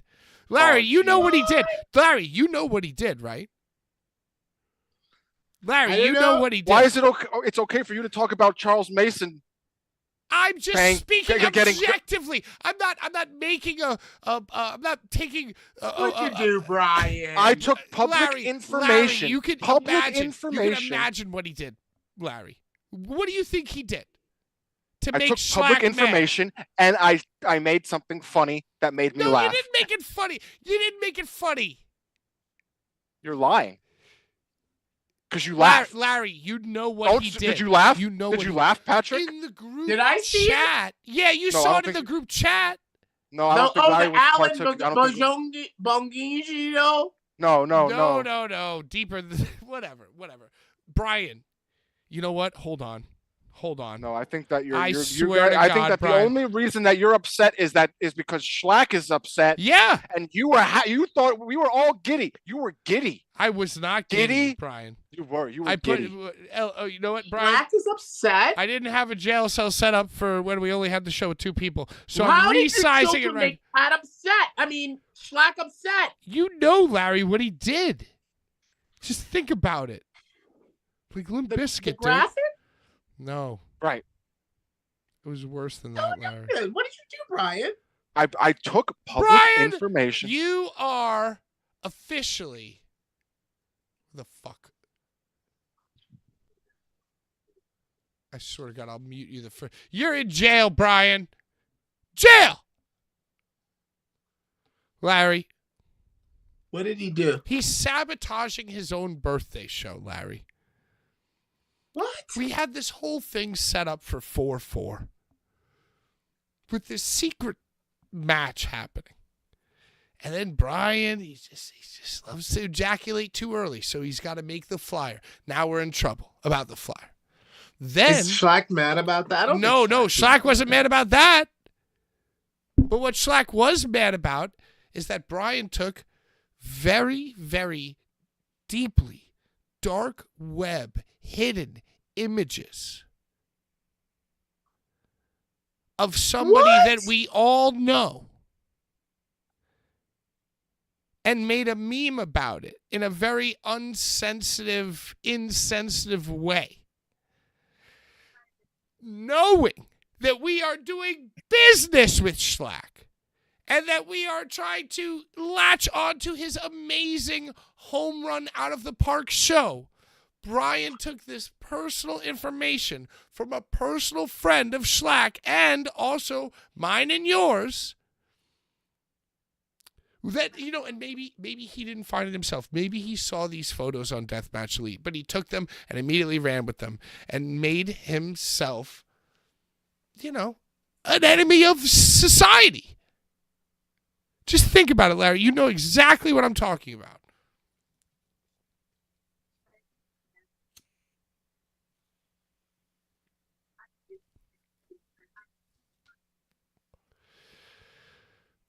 Let Brian defend himself. Okay, Bri. I'm trying to speak about this without speaking about it, and I just feel like unjailing Bri might be the worst idea. I mean, I just want to say that I honestly have no fucking clue what you were referencing. All right, it's better that way. It's better that way. It's better that way. It's better that way. It doesn't matter. I'm going to say it wasn't private. It's not private information. I'm sorry to have missed it. I have no idea what you're talking about right now. We don't want to make anybody upset.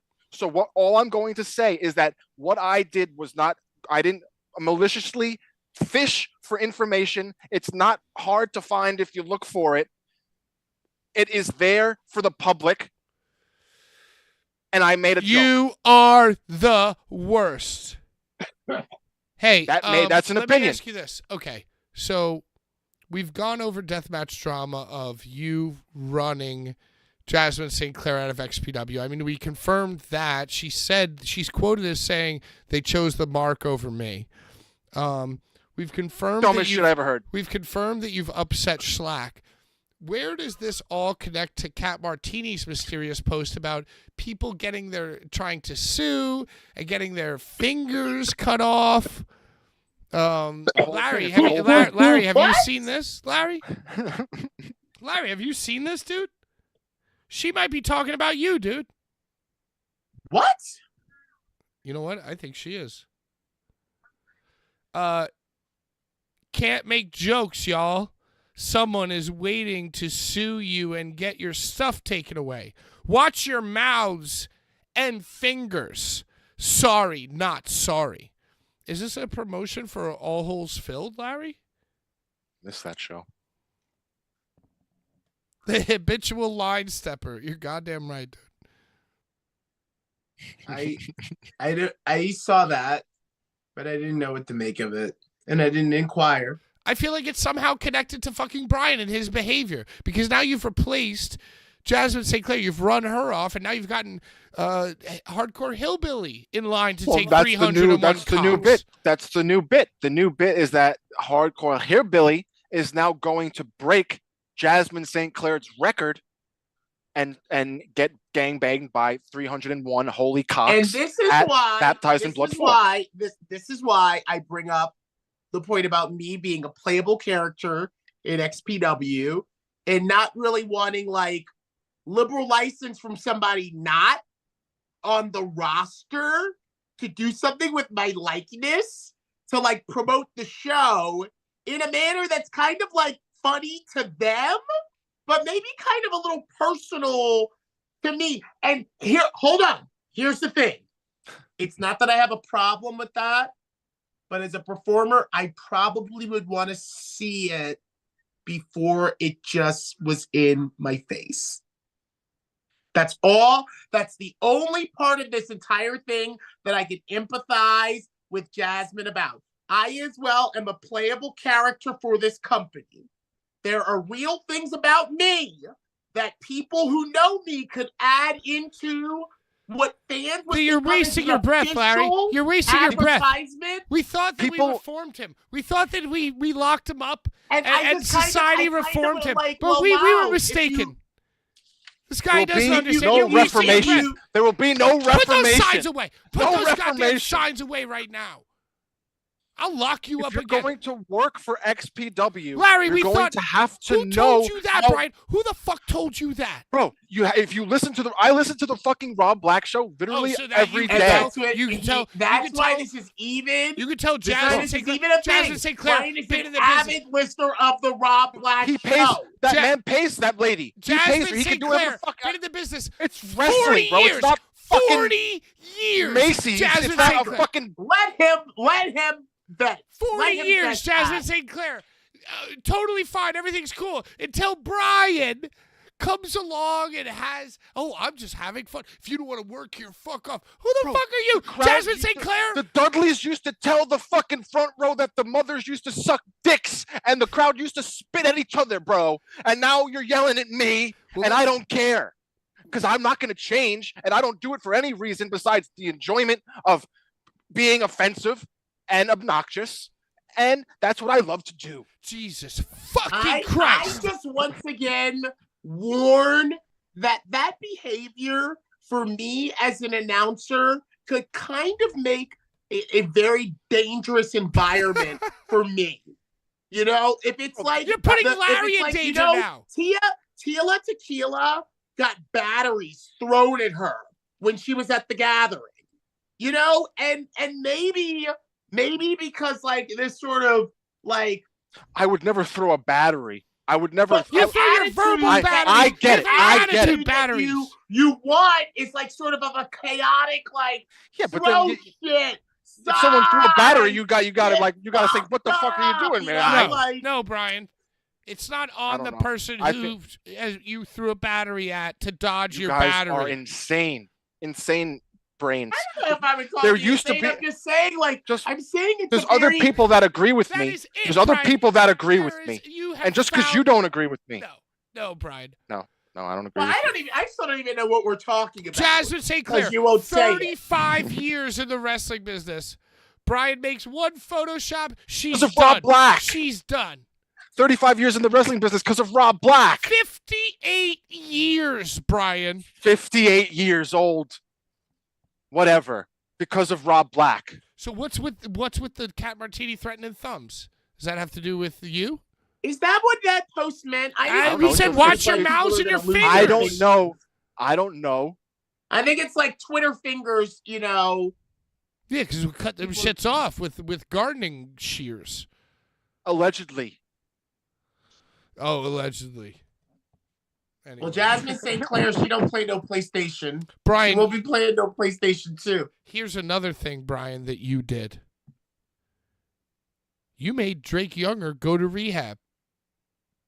I made him go to rehab? Yeah, because of the questions Good. that you asked. That's where he belongs in rehab. When he was on this show, I think you asked him a lot of personal questions that made him start doing drugs. He saw how unhinged and free you were. And he said, I want to be like Brian. And he started drinking beat boxes. You're just bullying Brian. You made him cry. You made the man cry. Maybe you made the man so depressed. Patrick made him cry. He started drinking beat boxes and smoking weed out of a little garbage bag. Because of you, First Brian. Of all, this is a high-grade plastic bag that it's not just a garbage bag. This is a treasure. A volcanic treasure. Maybe Brian, trash to you. Brian, one of the first kind of cool things that I smoked out of when I was in New York was like this accordion. It was like this accordion thing where you like let it. I have one. Bro, it's a bucket. That thing is intense. Yo, you pull it out. You make it full, and it sucks in all the hit. Yes, bro. I have one. I have my boy guy. I fucking wish I could pull it out right now, but it's next show. I'm gonna have it. I'm gonna hit it for this show. Dude, I was only on that one time. Should we announce next week's guest, or are we gonna wait? We're gonna wait. Oh yeah, we're gonna wait. What time is it? I don't even have my Apple Watch on. It's 8:40. It's 8:40. Don't worry, Brian has his Apple Watch. Like I got mine. Mark. Yeah, Series 6. Me and Brian have matching bongs and matching Apple Watches. All right, yeah, see, fuck you, Pat. Drake Mark, Wirtz. match Larry. Drake Wirtz. I love everybody, but I'm just saying, like, say fuck people. As the devil's advocate, like, I don't give a fuck. You know, I don't give a fuck. I don't give a fuck. But like, what if, like, instead of using Hardcore Hillbilly to do the 301 gangbang, what if you put me? What if you were just like, it'll be funny to put Larry in it, and then I'm like, I don't want that. Why'd you say, oh, Jesus? I just knew. Like, did you ask Hardcore Hillbilly before you replaced Jasmine with him? Were you like, yo, I'm going to No, put you in this? it was on the Rob Black show. And you know what I am? I'm a fucking fan. So you know what I'm going to do? I'm going to make a graphic of something funny. Can you answer my question? I hit up Hardcore Hillbilly and I'm like, yo, you're going to replace Jasmine and I'm making this graphic. Okay. But did you do that to Jasmine before you did hers? No, she's not my friend. If she was my friend, I'd be like, haha, but she's not my friend. I don't know her. I made a joke about a bit, and Hillbilly's my friend, so I was like, hey, Hillbilly, haha.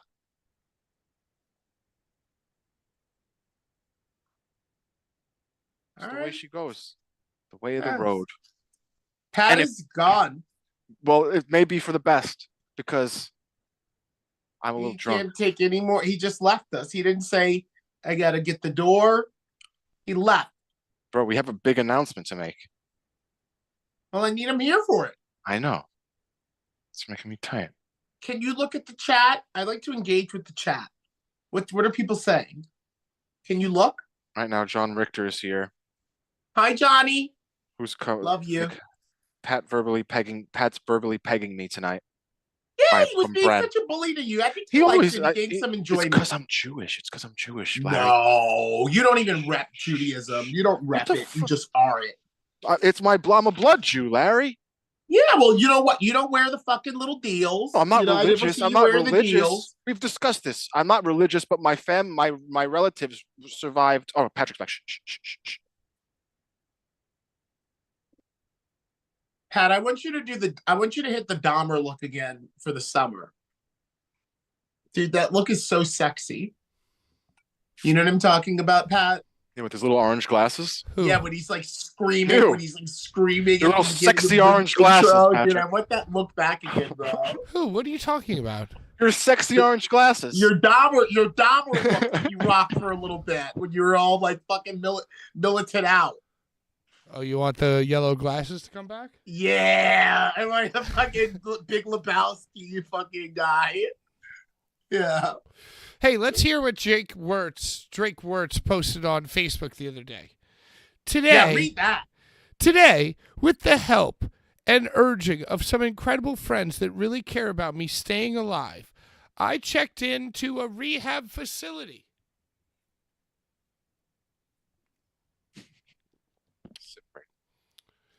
I am finally surrendering and getting the help I need.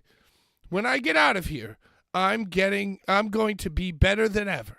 Thank you for all the support, the love, and the prayers.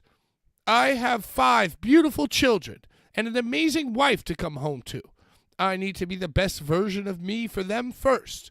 I will also be the best version of the performer that you all know and enjoy, but saving my life and family comes first. It's somewhat embarrassing to type this, but at the same time, I have lost friend after friend after friend to this disease. I can't help to think what could have happened had they been offered the same opportunity that I have right now. I love you all, and I have no idea when I'm going to be back on here. We're going to do this, guys. We are winning, and this story will have an incredibly happy ending. Love, Drake Younger, who is he's starting on the path to finish his own story right now. Good for Drake. Yeah. Did you already hear what's been announced? What do you mean what's been announced? He's doing no rings in rehab?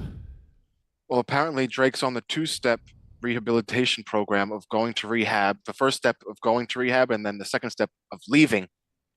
Because he's announced for X Brand Wrestling WrestleMania weekend, and then also AWR. So maybe it's outpatient rehab. Yeah, well, maybe he made that fucking post and then hit both those promoters and was like, "Hey, you saw the post." Well, rehab ain't cheap, dude. If I were him, I would do all the drugs I possibly could do up until those 2 dates and then do it. But only if it's free drugs. That might be another thing too, Pat. He may have just announced his rehab but didn't go in like upon the post. Is this a 5 shows left type of situation, you think? Indeed, yeah. I think Drake is a fucking awesome deathmatch wrestler. And I think that sounds like a tweet where he's just trying to keep his family together. Like Drake Younger is a dope dude. And I feel like Drake Younger definitely thinks that God speaks to him. So it's like a little bit like... And he speaks, right. It's a really weird relationship he has. It's like, yo, I believe that you are a dope dude. But I don't know if I believe in what you believe in. You know what I'm saying? But like, hey, listen, shout out Drake. The most important thing is mental health. And, just like he said, thank God for Circle 6, dude. Because if Circle 6 didn't exist, then Drake Younger, he'd be caught in this fucking tsunami of like macho, oozing machismo promotions where he can't get in the ring and say, it's okay to not be okay. So thank God somebody like Circle 6 and Kevin Gill have been around for probably 200 years. Like, encouraged him to see, gave him the $1 billion back from the $1 billion backer, and then said, hey, you know what? Oh, God, Pat, shut the fuck up.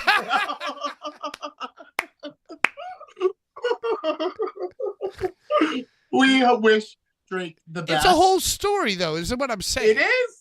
It is. And I'm with you. I would say the better way that I'm sorry to cut you up, but he actually pulled from Circle 6. He was supposed to wrestle, he was supposed to wrestle J.J. Allen at Horror Slam, and pulled from that event, and then made that rehab post. I mean, you want to get into it? Let's get into it like real reporters. He says right there in that statement that he's lost way too many friends to this same disease. So, I mean, I'm thinking it's pills. I'm thinking it's other stuff. I'm thinking it's maybe tanning also. He's obviously addicted to tanning beds. And so, but I can't help but think when he says, oh, my friends, I think of Danny Havoc, who battled demons and, took his own life. Like, Larry, am I bugging? Isn't that what you thought when you heard I've had friends? Think about, these guys who died young, a brain damage, a Danny. Yeah, I think that the disease that he's talking about is a demon. It's a demon. It's a demon that you can let inside of you to fuel you to do everything. And until you can sort of handle that demon within, then you can't really exist except for on a path of destruction, including self-destruction. Well, and I think that's what his wife was trying to plead with Rob Black when she read him the riot act. She was trying to say that you're not doing anything more than helping to feed the demon. That has him. Drake is a grown man. Drake's a grown ass man. Drake's a grown ass man. He makes his own decisions. Rob didn't force Drake to work at XPW. Oh, jeez, here we go now. All right, and this is the thing. Okay, you can't blame XPW for your fucking problems. I'm not defending what Val was saying, but she was saying that what Rob and XPW represent is the evil in the business that is going to continue to feed the demon inside of her husband that's going to cause him to die. We're fucking demons, brother. I know. Hey, I'm not clowning Drake. I'm just being funny. I'm just being wacky. We've all been drinking. We're talking about very serious things here, Patrick. And hey, I was clowning about the seriousness of it, but at the end of the day, it's all love, and Yeah, it he sounds came on our show. He was a guest. Oh my God, one of our more watched shows. No, He got us in Japan. Yeah, we did a little Japan thing. Yeah, we were in Japan before He Who Shall Not Be Named. Nah, but he's dope. Drake's dope guy. Love him, live for him. And you know what? Good for him. And I think that anybody who decides that sharing their emotions is cool at any point in life, no matter what the medium, all the power to you, brother. Hey. Except for Brian. Hey, can I give a shout out to Jobber Radio? Oh, no. And their consistent banger recaps. No. Of fucking our community, bro. Get the fuck out of here. I love him. Dude, he puts out good videos. Don't hate. I love him. With the coffee cup. He's like you with your little mug. Because you know what? Dude, I don't this fucking cup is legendary cup now. I don't watch all the shit Brian does. But he packages it up real nice and neat for my Oh, get fucking the fuck ass. out. You just, packages it up real neat for your fucking ass. And I'm in it. I'm all over it. I'm all over it. I've gotten to look, the center. I'm a mark I've for gotten to the myself. reason why. Did you hear that this guy, Jobbers Tears podcasts? I'm not shouting him out. I'm shouting out Jobber Radio. That's different than Jobber Tears. Well, whatever. You triggered me. Now we're talking about something else. Oh, yeah. Hey, shout out Jobber. Shout out Jobber. Shout out Jobber Radio. I'm just saying, dude. What did Sir Wilkins They do? reported that CJ Perry has broken up with Miro because CJ Perry banged Damian Priest. Jobbers Tier Radio allegedly reported that allegedly. I'm sure she banged multiple dudes. They probably both banging people, and it was probably best for business for them to separate their ways. Larry, I'm so sorry. You said the word jobbers, and it triggered me. It's okay. Is it? Brian, are you opening up another boombox? It's a fucking nutcracker, dude. 8%. I've been pacing myself all night.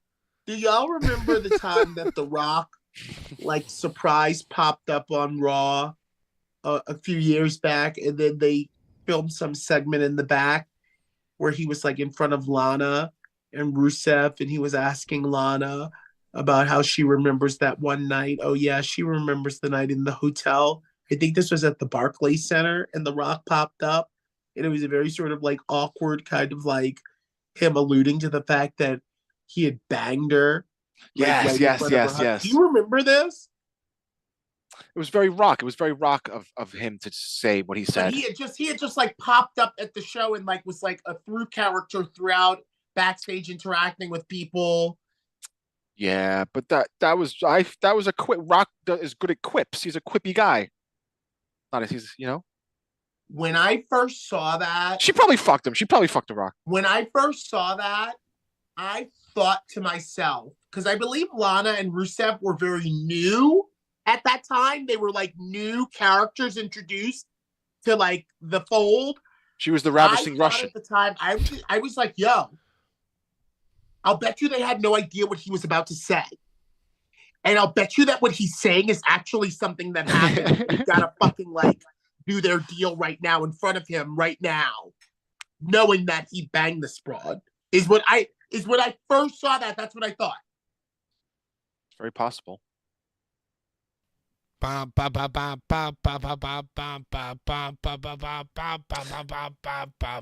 down, best gimmick, dude. With the Putin promos, dude. I loved it. I also loved when Zebekiah was with Jack Swagger. Oh Jesus! And remember for sure. Oh, the Cesaro fucking was with them too, dude. We the People, dude. I love that shit. Yeah, he used to say fucked up shit. That was the great. worst. Yeah, bro. Yeah, I'm sure you both loved it. I'm sure you both fucking loved it. Disgusting. But whenever there's offensive shit incorporated, when it's a fucking nation versus a different nation, it always makes everything better. It's war. Damn it. Nation of domination. Anything else? Brian, show the giveaways for this week. Oh, it's a whole. This week's a big giveaway day. We got posters. It's almost like a legacy giveaway because I was at all of these shows. I can sign them if you want. Wow, I'm getting Brian, roasted. Did you work? Brian's roasting me in the chat. Did you work at Irving Plaza when T.I. performed and Troy Ave shot the guns? Dude, I called out of work. To get high as fuck that day. And my boy, our friend of the show, Josh, my boy Josh from The Machinist was there.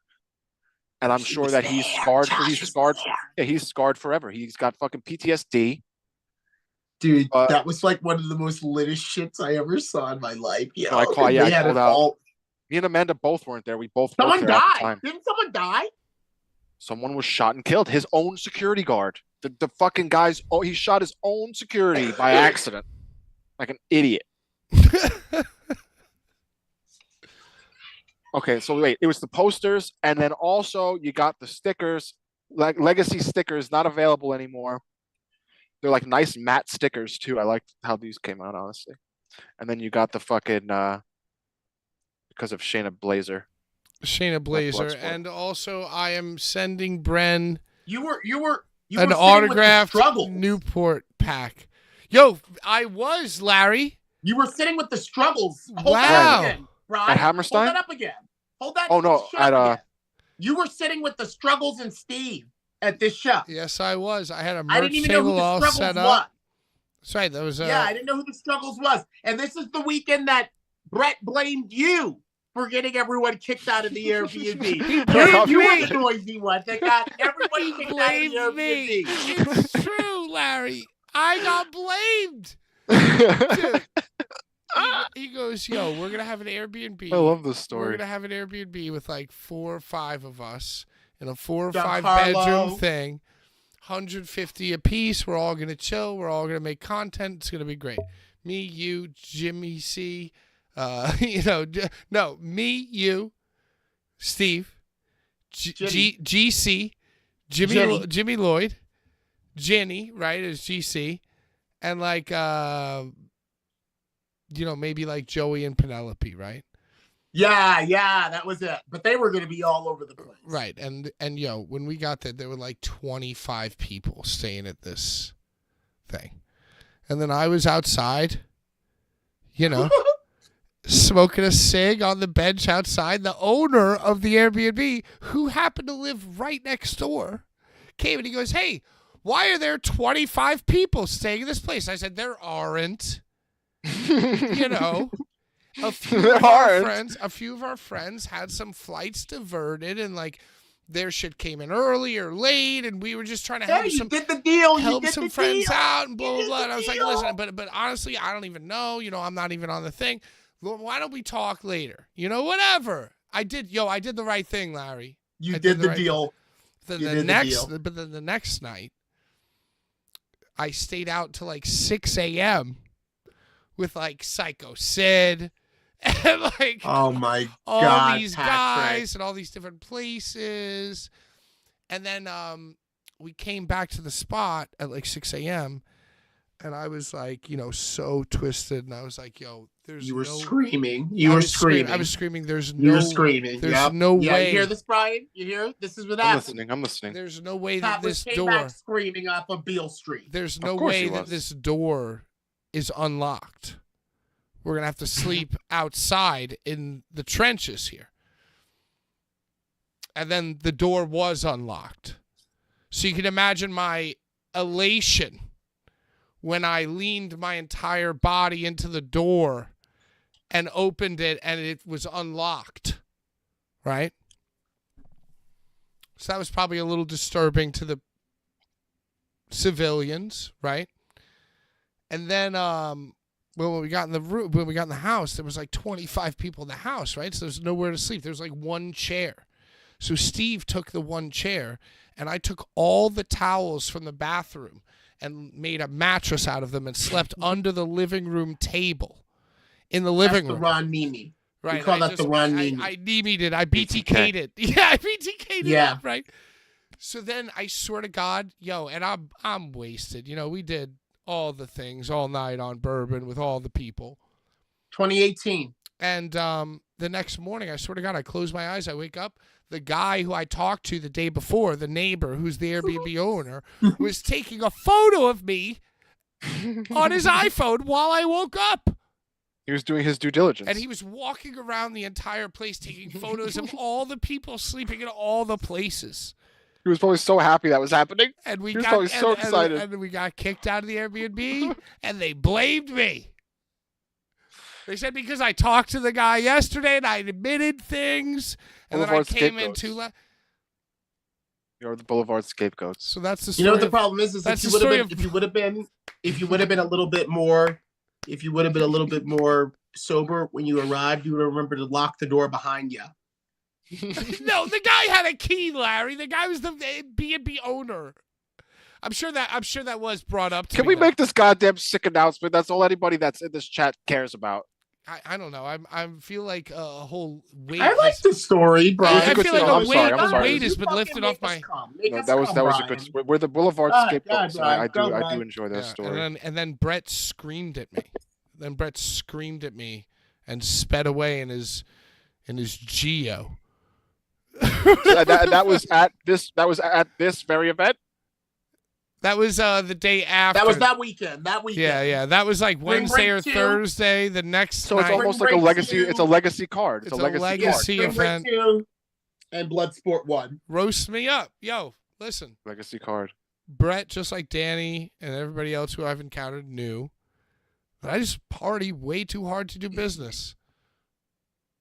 Took our money, though. Took our money. Kicked us out of the Airbnb. Took our money. Yeah, that's why the guy was probably so happy to take all the footage he was taking while he was sleeping, dude. There is a photo out there of me on Airbnb somewhere in the archives of me sleeping under this table with all the towels from the bathroom. 1 star, no star review for you. Several referees, Stauffer. Yo, Chris Levin was probably in that Shout bitch. out 9 Dead is Jimmy is Lloyd, crushing it. fucking Stauffer, GC, fucking Nick Gage, Janella, Penelope, Brett. Watch the Bloodsport video. You get a small taste of it. Give us the announcement, Brian. Brian, you were so bored after getting our show canceled on 4/4, which, by the way, it's not canceled. It's still happening in a different way. Just stay tuned to the channel. My birthday. It's happening because it's my birthday. It's a birthday thing. All right, but tell us the special announcement, please. Well, it's a very exciting announcement for this show.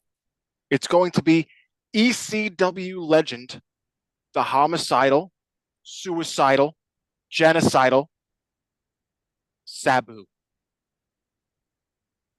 On this show. On this show.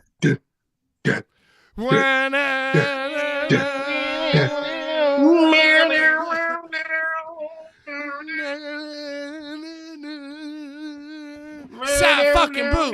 Side fucking boo. Side fucking boo. Side fucking boo.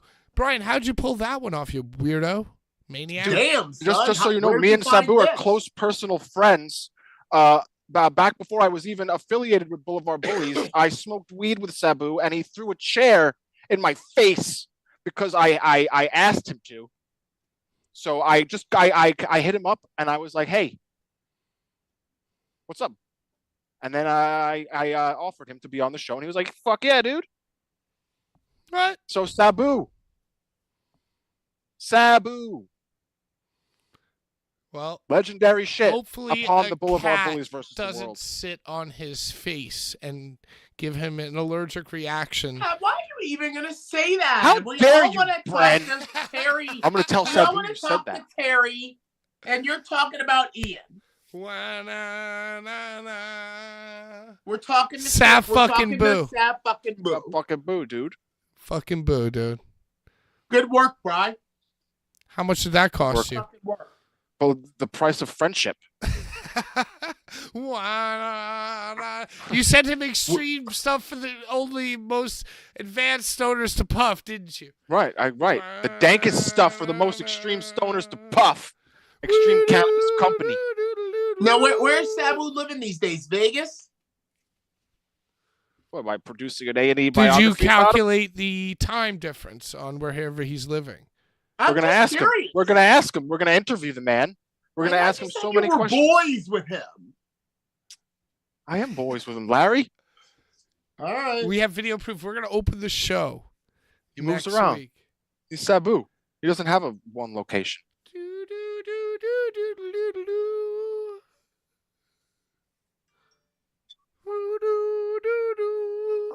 Bang, bang. Sav fucking boo. How about it? Wow. Brian, what I'm questions? clapping for that. Hey, let's clap it up. Clap it up for that. What kind of questions are you gonna ask him, Brian? You gonna ask him if he plays Elden Ring? I'm gonna ask him if he remembers throwing a chair in my face. Nice. I thought you were friends. He probably. Just come on. Larry, are you going to talk about the night that you got to announce him at Joey Janela's spring break? No, Joey Janela's lost in New York. I'm sorry. No. What are you gonna say? Everybody talking about his early days in Memphis. Wow. I'm very excited. I'm personally very excited about Sabu. I'm gonna read his whole book this week. Did you know he was shot? We're gonna ask him about that. I skimmed his. I have his book and I skimmed it. I know that he was shot. I should probably skim it a little more. Yeah, double skim. Double skim. Let's all skim. Do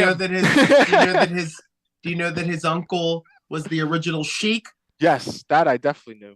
Not to be confused with the Iron Sheik. It's crazy.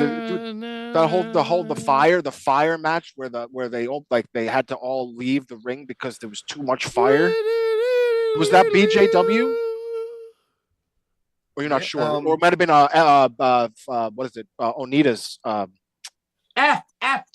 FMW. Might have been FMW. Yes. Shout out Sabu. I'm very excited. That's next Tuesday live. I want to talk to him about his early days in hardcore. All right, we're all going to skim his book. We're all going to skim the book. Right. I already have questions. But I'm not going to be like, hey, do you remember when I announced you? He's going to be here. We have to play that video. We're going to have to play that video. We're going to play all the videos. We're going to prepare for his arrival. He's totally going to be here. 100%. I feel like, Brian, now I'm wrestling guarantee. It's a wrestling guarantee that Sabu will be here next Tuesday live. Yo, Brian, now I feel like you just made this up. Now I'm wondering. I'll send you the confirmation. I'll send you the confirmation. We're going to have to see some screenshots. Did y'all know that statistically? Did y'all know that statistically back in the Attitude Era, whenever Vince would guarantee something, it was guarantee it. I guarantee it. It was guaranteed. It was Brian, your guarantee means nothing. Your guarantee means nothing, Brian. No, I guarantee you that he's going to try his hardest to be here. You know what? I feel like I would guarantee that he would be here before I would guarantee that he would try his hardest to be here. He's like try. That's even. He's going to try. Unlikely. You know. Well, you say I love arguing, and you love arguing just as much as I do. Well, I guarantee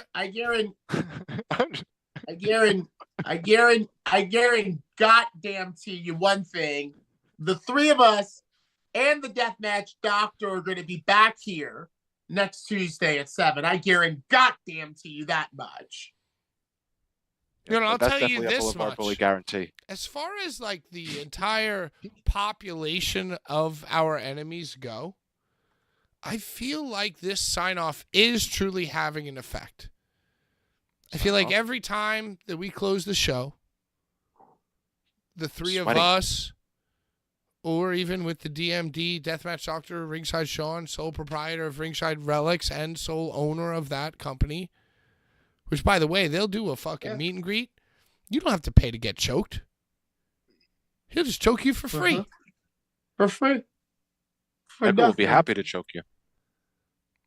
But anyway, I'm just saying that, like, I feel like our bond is really killing off our enemies, which is really maybe not best for business or the community, but it's just something that puts a smile on my face. So for all your bridges that you've burned, let it light your way. And for all our enemies, you could safely press stop now on the screen record. And die slow. Until next time. Oh, Brian, I don't have anything. I'm not ready. We're out of time. Blvd Bullies. Bye-bye.